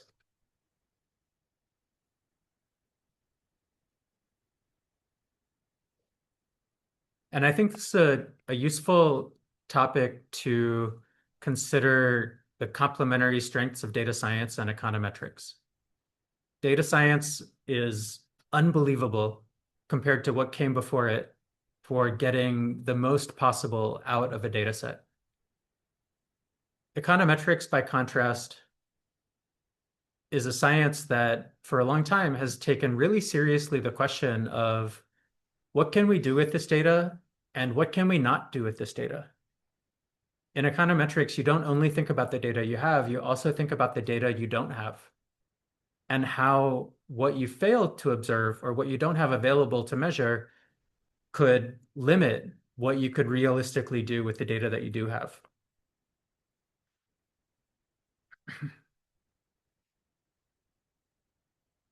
Okay, we're going to go through some examples of price endogeneity. Imagine a popular celebrity posts something, a promoted post about a product on Amazon, and it goes viral, and it gets that product's page a lot of attention and a lot of sales. So many sales that the product starts getting close to selling out. Well, Amazon has a pricing algorithm that a seller can adopt, and many sellers do, which when you start getting close to a stock out, it automatically raises the price. So if you were to plot the price and sales over time of this promoted product, you could even see a positive correlation between them. So that would be a clear example where the attention brought to the product page is driving price and it's driving sales. And so you can't only use the price and sales data to estimate the demand curve because you would be failing to account for the common driver of both factors, of both variables. So you wouldn't get the causal relationship. You can estimate the correlation in that data, but that wouldn't be the demand curve.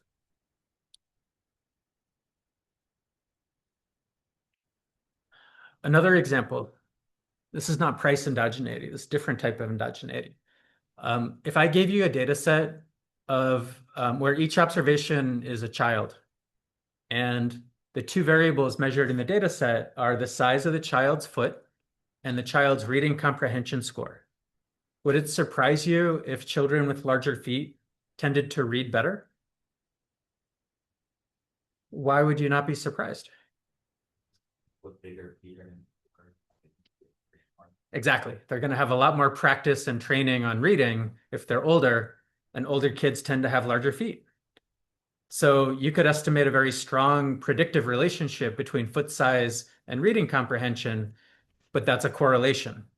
They both share a common cause, age. So is this kind of like committed variable bias? It's exactly that. It's a particular type where it's in the context of demand estimation, and therefore in that context we call it price endogeneity.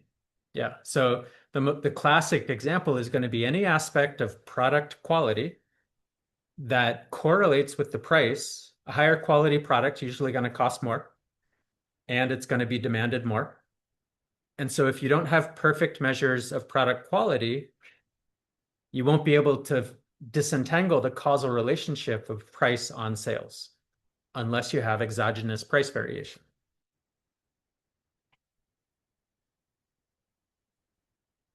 So another example, suppose your favorite sports team gets a very popular player. And suppose you have access to daily ticket sales and prices before you get the popular player and after you get the popular player. What's going to happen to ticket prices after you get the popular player?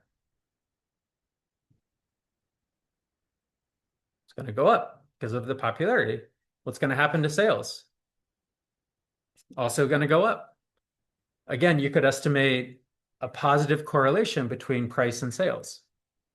Or you could estimate a negative correlation where the true causal relationship is more negative than what you estimate. This could be a confounding variable that leads to a less negative estimate than the true causal relationship. So it won't necessarily flip the sign of the slope, but it could just flatten the slope to an inappropriate degree. This happens all the time in ride shares. So a concert gets out, a baseball game ends, a bunch of people want to go home. Some of those people enjoyed themselves, decide they don't want to drive, or they planned ahead that they're going to grab a ride share.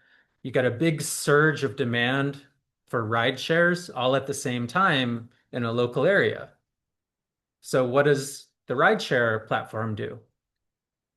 When demand outstrips supply, they call that surge pricing. They have an algorithm that identifies when there's a demand supply imbalance. And what does it do? It adjusts the price so that some of the people who want ride shares will decide not to wait for a car. And by adjusting the price, we're offering drivers more to try to entice some drivers to get into their cars and pick people up and take them home. That's called surge pricing. And Uber doesn't even have to know why it's happening. All they have to do is observe rides demanded, capacity to offer rides, and when those two factors drift apart, price is an automatic adjustment mechanism. So if all you had was the price data and the demand data, you easily could find a positive correlation between them without knowing the drivers that would let you separate the causal relationship. Shrinkflation. We have some really high quality evidence that consumers are less responsive to shrinking the size of the package than they are to increasing the price by the same amount without changing the package size. And this is happening quite a lot. It's really fun if you look at the shrinkflation subreddit. People get very upset. It's like they discovered, this conspiracy trying to make their chips smaller. Well, if you don't measure price per volume and you didn't have this in your data set, you would estimate the wrong slope of demand.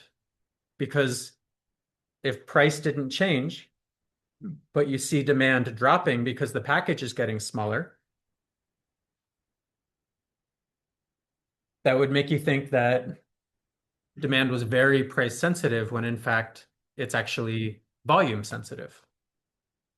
And this also speaks to what's the right measure of price. Is it per unit, per volume, per something else?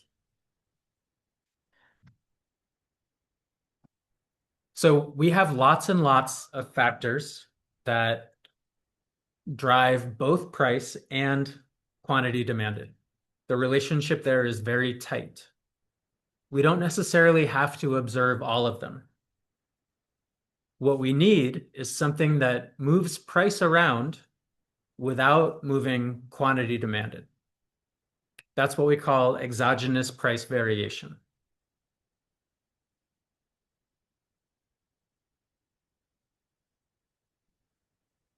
And what is very risky and inadvisable would be to take price quantity data that we have available without exogenous price variation and to use the available price quantity data to try to estimate demand. Because we typically won't get the causal relationship that defines a demand curve. We'll get a correlational relationship. And getting the wrong slope on demand can lead us to a dramatically different optimal price prediction. Yeah. If all got shot, does that make it a little bit harder to figure out what that demand is there all? That's a good question. So I'd have to think that through a little bit. So I think it depends on the importance of the non-purchase. So if the shock changes the number of people in the market, it's probably going to be relatively more important. If it doesn't change the number of people in the market, so it's not moving the market shares around because it affects all firms, it's probably going to be a relatively smaller issue. That's a good question.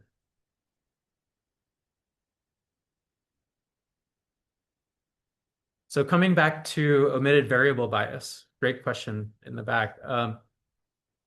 If quantity demanded is a function of product attributes and other observables, and price, and E, an error reflecting all relevant unobservables that drive quantity demanded,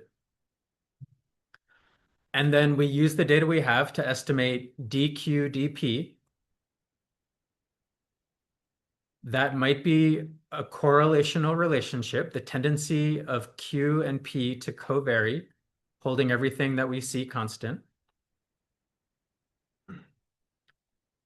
Or depending on how we estimate this equation, that might be the causal effect of a change of P on Q.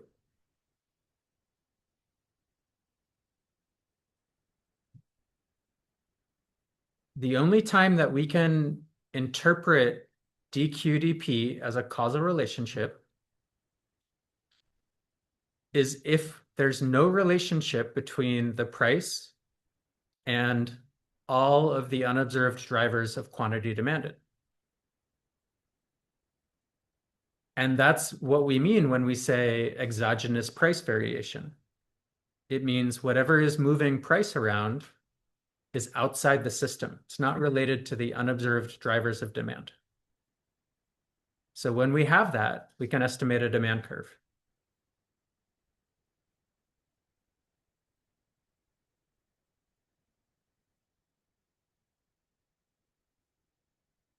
So if this still seems gray for you, I wrote some simulation code that you can step through at your leisure to understand it.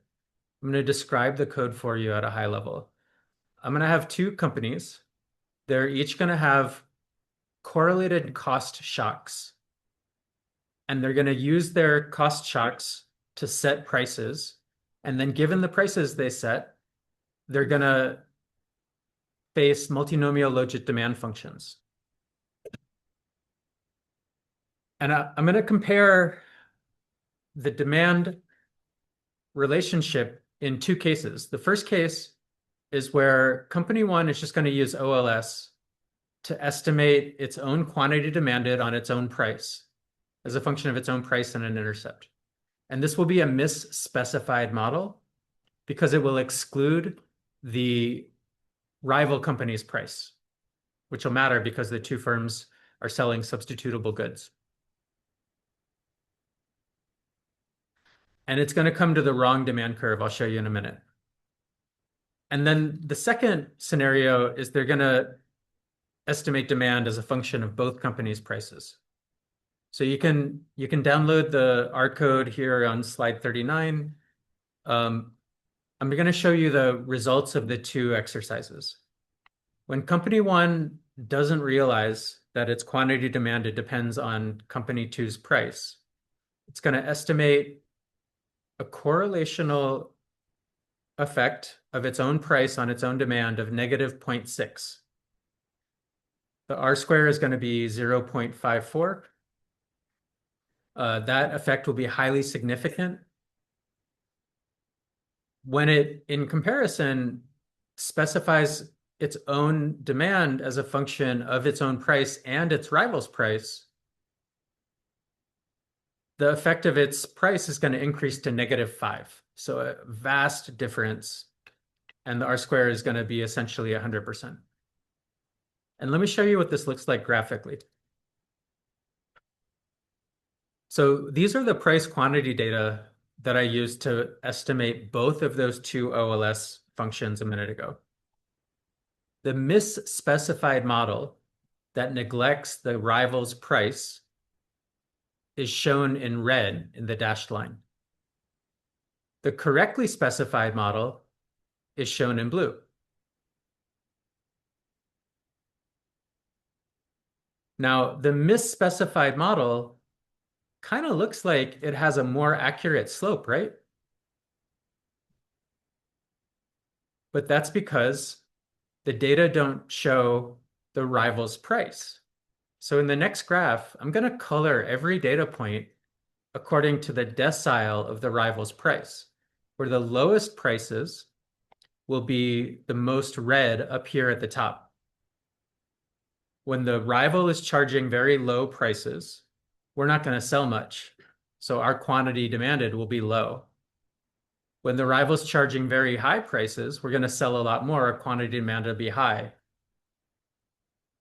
And within each of these deciles, you can see that the correctly specified model is much more accurate in the relationship that it estimates, right? So this is an example of how dramatically price endogeneity can bias the slope of a demand curve. And it can really, really mess up your pricing estimate of what would maximize profits. Yeah. For a that isn't like big enough to affect by other things, should you still look for competitors? Yeah, so that would be like a monopoly, basically. And then you could have price endogeneity if you had unobserved dimensions of product quality. But if you don't have relevant competition, then you don't necessarily need to look at, you don't have competitors to look at. I will say that is pretty rare. Usually people have some type of alternative. And so we define competitor by other approaches to solve the core need. So it might not be a traditional competitor, or people might consider it outside your sector. But I'd say the pure monopoly case is pretty unusual. Where are you getting the competitor data? Are you like averaging a bunch of different competitors, or are they like specific against? Usually, if customers can find your competitors, you can find your competitors also. It's very normal to buy your competitors' products periodically to see what they're offering and how they're doing it, to see what you can learn from them. Some companies do teardowns to look inside the actual product to see how it works.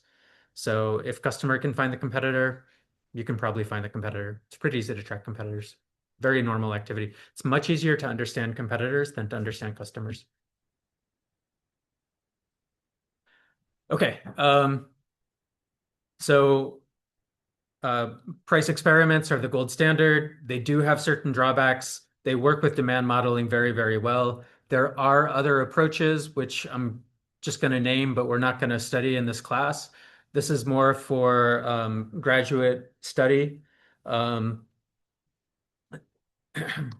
I am going to say is in our smartphone data set, customers faced random discounts of 10%. About half the customers saw that. That is going to be the exogenous price variation that we use to estimate demand.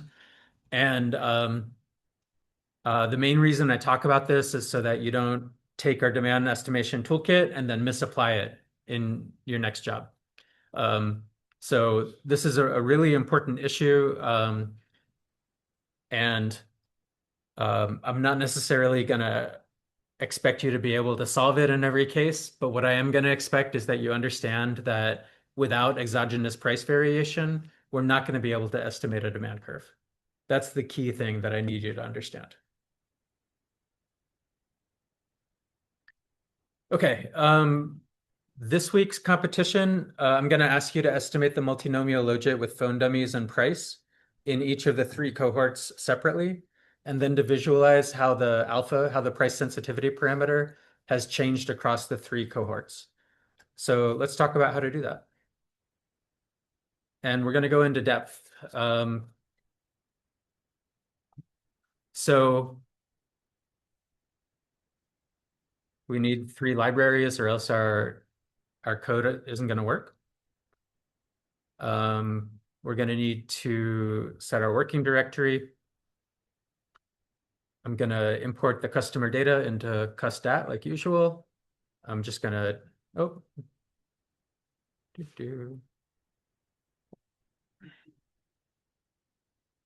I had a double period there where all I needed was a single period. When I bring new data in, I always check it, make sure it is what I'm expecting it to be. And in this case, it is.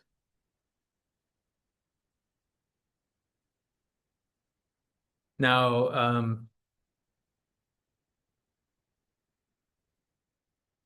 in particular, let's go look at that discount field. And if you recall, if the customer had a discount available, the discounted phone is listed here. And if it wasn't available, we have a true, a measured absence of a discount, not an unknown or unmeasured discount field. And so what I'm going to do here is I'm going to modify the data set so that if the discount is absent, I'm just going to code it as a blank cell rather than a not available. And that will change some of the attributes of some of the numerical algorithms I can apply to that. Column. So whereas discount said not available a second ago, now it's simply blank when there's no discount.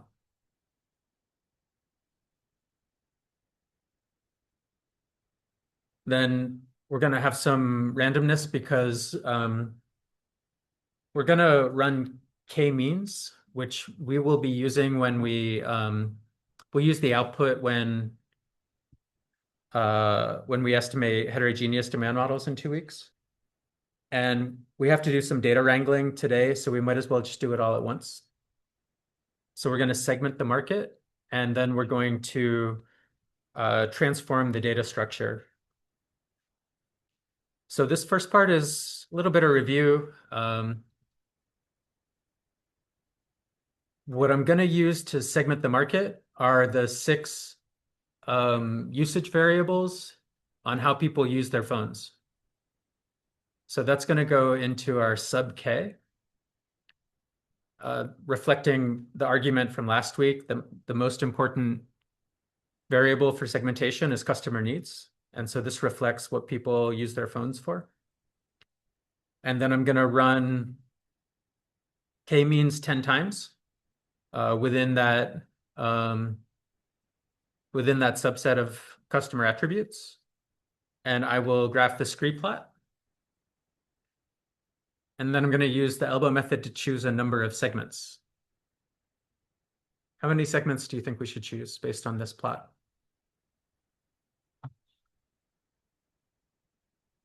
Three. Yeah, most people will say 3. We're falling off very quickly after 3.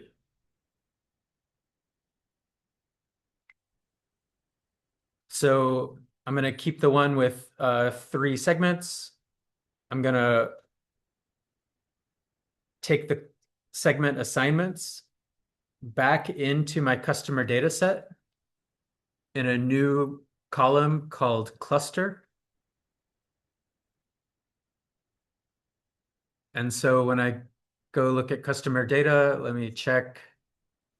It's new, so it's at the end, 2, 2, 1, 2, 3. Yep.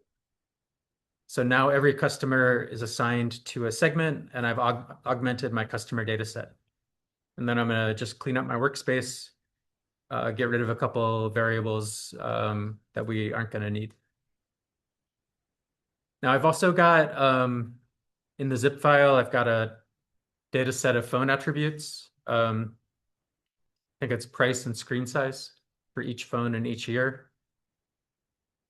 Oh, I got my double period there again. I think that's a Mac PC thing.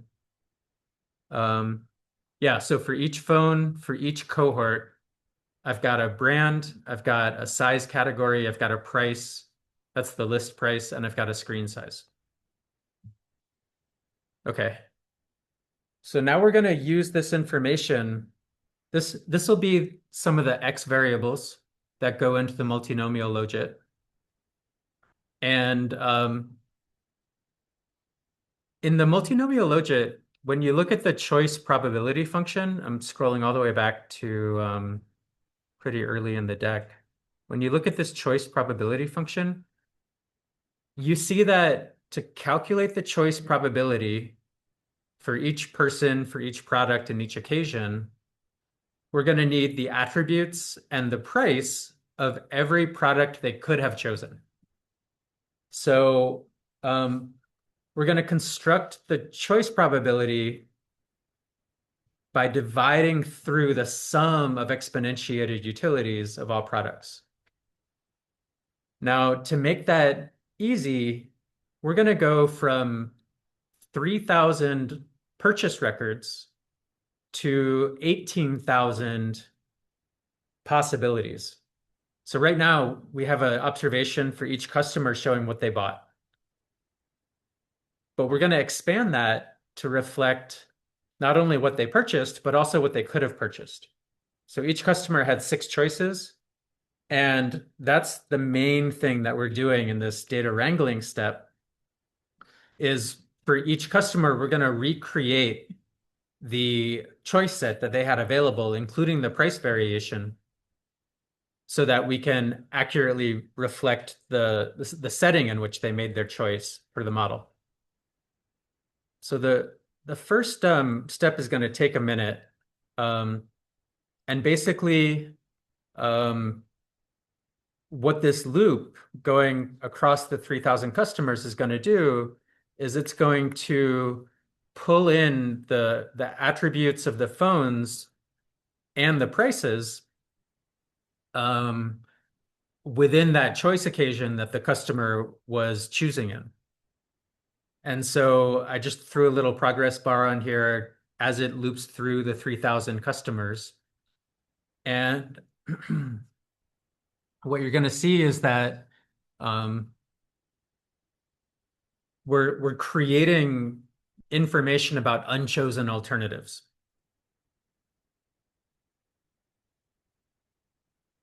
So we're going to, for each of the 3,000 customers, we're going to create a single 6-row data set showing which phone they purchased and which phones they didn't purchase, and then the attributes and prices of each of the options that were available. So we'll take a quick look at a couple of those data sets. The first one is for customer number 1. So they had the same 6 phones that everyone will have available. The choice variable indicates what they purchased, which was, in this case, it was Huawei's small phone. Then we have brand attribute dummies. We have phone dummies. And if I expand my real estate down here, we've also got the price for each phone, and we've got the screen size for each phone. And if I go back into my original customer data set, I can verify customer on the first row had Huawei's large phone on discount, but chose Huawei's small phone and paid $599. And if I look at the 6 options that we just recreated that she had available, the choice variable shows which one she purchased. It accurately records the price. And the price of Huawei's big phone reflects the discount that was available at the time that she bought.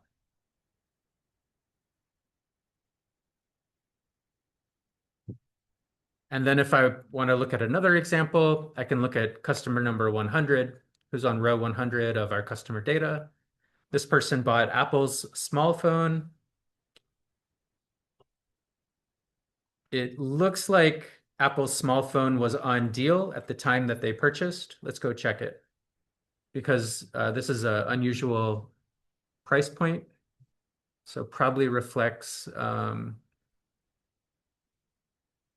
10% discount. So I go to row 100. This person is male. Yep, had Apple's small phone on discount, purchased Apple's small phone. Okay. So we have these 6-row data sets for each of the 3,000 people. Then I'm just going to stack them all together right here in MNLDAT, multinomial logit data. And you can see by looking at the first 20 rows, what that looks like. And it's just 6 rows for each customer. And so that should be 18,000 rows total. And yes, it is 18,000 rows. And then I'm going to just break this apart by choice occasion so that we can estimate demand within different cohorts of phone purchasers. And we don't have exactly 1,000 customers in each of the 3 years of data, but we have close to 1,000. So we have close to 6,000 observations for each year of data. And then finally, I'm going to use a package and command called dfidx, which will create the data that we need for our mlogit package that we use to estimate the multinomial logit model, and it'll label everything in a way that mlogit will understand and be able to play with well. And then I'm going to save that. We're going to use it in our next few scripts, so we won't have to go through this process every time. And one of the important variables in there is going to be each customer's segment. And then we've got price and screen size and total minutes, along with brand and phone identifiers, and which phone each customer chose. So that's going to be most of the data wrangling. Now we can actually get into the demand estimation. Everybody with me so far? Too fast? Too slow? Just right? Okay. Majority was just right or silent. So one of the ways that we're going to evaluate model fit is by comparing each model's predicted market share to the observed market share. So that's what we're going to do here on 252. We can count phone market shares as a fraction of market size and print them to the console. And then what we're seeing is that Samsung is the market leader with 37%. Apple followed at 34, Huawei at 29. But if we do that at the product level, we're going to see it masks some pretty important product differences, where the market leading phone is Samsung's small phone with 26%, followed by Apple's small phone with 23%, followed by both of Huawei's phones prior to Samsung's big phone and Apple's big phone. So there seems to be some preference for small phones overall. Okay, and our first model is going to predict purchase very simply as a function of brand intercepts for Apple and Samsung, where we take Huawei as the baseline. So Huawei will be excluded. It'll be set to 0 by default. And so we just estimated multinomial logit model on row 274. And we can take a look at the structure of what mlogit gave us back. That's pretty messy, huh? There's a list of coefficients. There's a log likelihood value, which we'll use for our model fit. The gradient and Hessian relate to numerical properties of the maximum likelihood optimization. We're not going to need to worry about those too much. Yeah, we're mostly going to focus on the coefficients and the model fit. So we set Huawei to 0 by default. Bless you. Let's take a look at coefficients. And what you see there is Huawei 0 by default. Apple is estimated to be higher utility than Huawei. Samsung is estimated to be higher utility than Apple. And the reason for that ordering is very simply the brand ordering in market shares that we saw before. Samsung had the highest market share, Apple the second highest, Huawei the lowest. And so that's why the model fits the highest brand intercept for Samsung, followed by Apple, followed by Huawei. So we can recreate the model's predictions using the ratio of each exponential to the sum of all exponentials. And if we print that to the screen, whoops, we find it pretty much matches the brand level market shares that we saw a minute ago.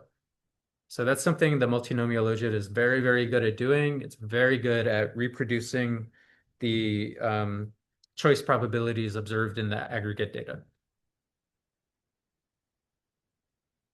Now, this is not yet a demand model because we haven't put in price. So we're going to define a couple of functions for brand hit rate and product hit rate. We'll use those to measure model fit. And then we'll also do the likelihood ratio statistic that we looked at as a measure of goodness of fit earlier. And we're going to save those functions and load them periodically when we need them. And to measure how well our first model fit the data, we'll look at all three. And I told you before that a likelihood ratio of 0.2 to 0.4 is typically a good performance. And this is 0.002. So it's pretty bad. Not very good performance.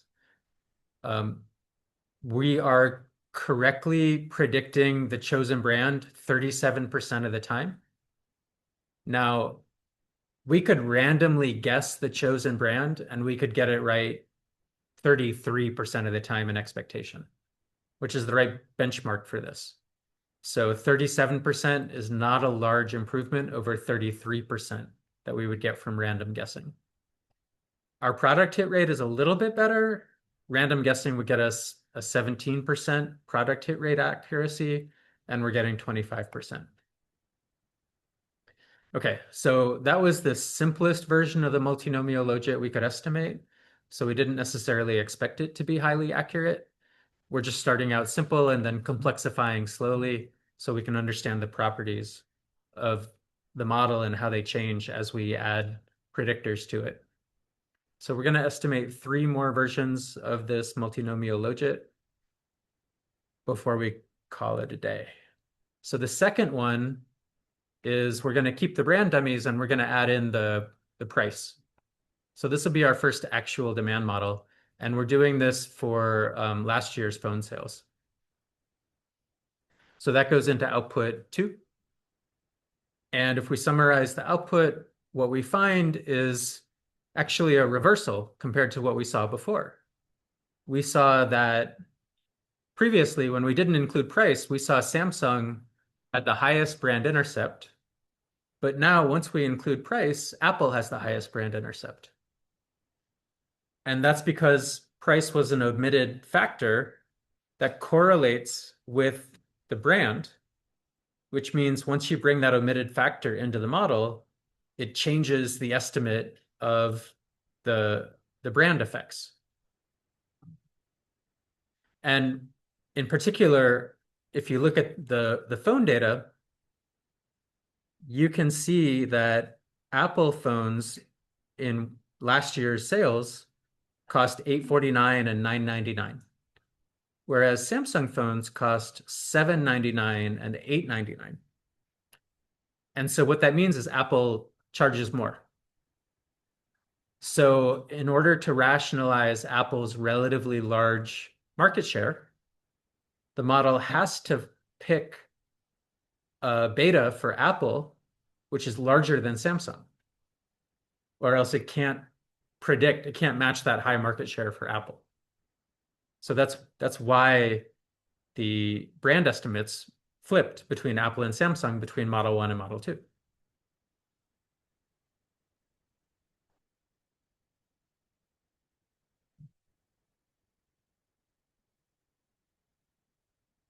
Okay, so another thing we're going to do is we're going to look at the goodness of fit statistics, and we'll compare those between the 2 models. And so I just ran them for Model 2, and then I'm going to rerun them for Model 1. And so our brand hit rate went up a bit from 37.2 up to 38.1. Our product hit rate went from 25.8 up to 27.0. And our overall likelihood ratio stat went from 0.002 to 0.035. So we're doing better when we add the price into the model, but we're still not doing amazing.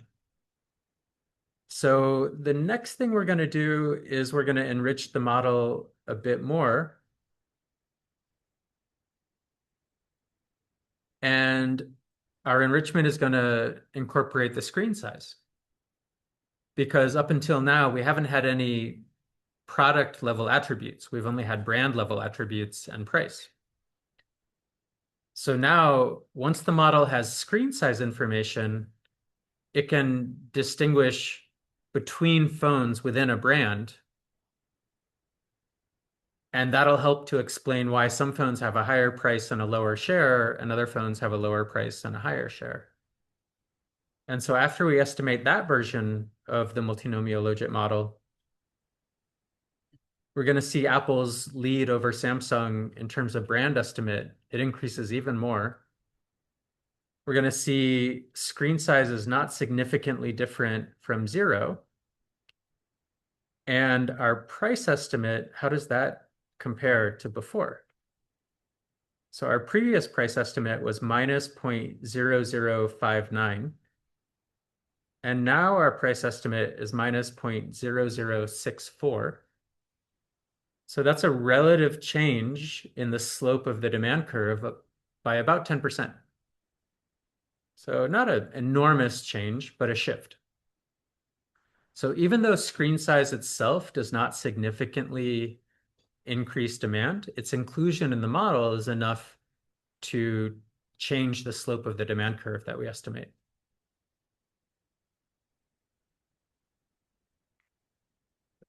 Okay, and then the last thing we're going to do, we can also take a look at the fit statistics, minor differences compared to what we just saw. The last thing we're going to do is, rather than brand dummies, we're going to include individual phone dummies. Now, if you recall, the market shares of the phones within each brand, they varied a lot, right? If you go back up, the product level market shares, for example, within Apple, one product has a 23% share and the other has a 10% share. And within Samsung, there's a similar disconnect between the two products. And so if we let the model estimate a different utility of each of the phones in the market, we're going to give it even more granular information, ability to discern what's driving choices.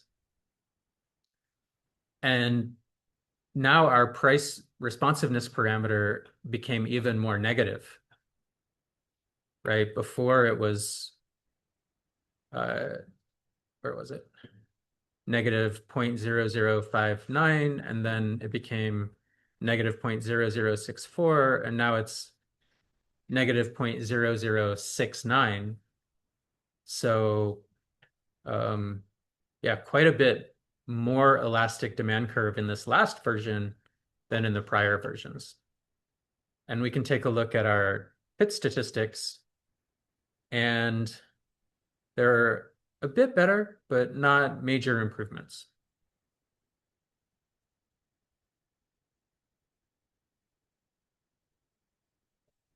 And if we compare the model's predictions for the brands, like before, it's gonna do pretty well in recreating the brand level market shares.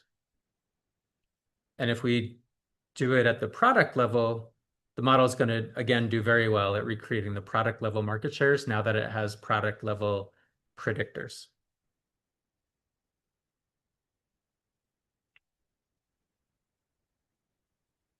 And that's going to wrap up our script for estimating a multinomial logit demand model. Now, one of the limitations of this model is that it assumes all customers have the same preferences. There's nothing in the model, in the parameters, that distinguishes heterogeneity across customers. So that's going to be the major thing that we add to the model in 2 weeks. We'll talk about 3 different ways to add it, and then we will add it in 2 different ways. And the addition of the customer level information will enable the model to discern demand even more accurately, including how different segments respond differentially to price. And then, so that'll be week 5. In week 6, we'll use the best heterogeneous demand model that we estimate to optimize prices. And then in week 7, we'll use it to optimize brand investments. So thank you very much for sticking with me all this time. Good luck on your quiz and coding exercise. I will be active on Piazza throughout. Look forward to interacting with you there. Thanks. Hi.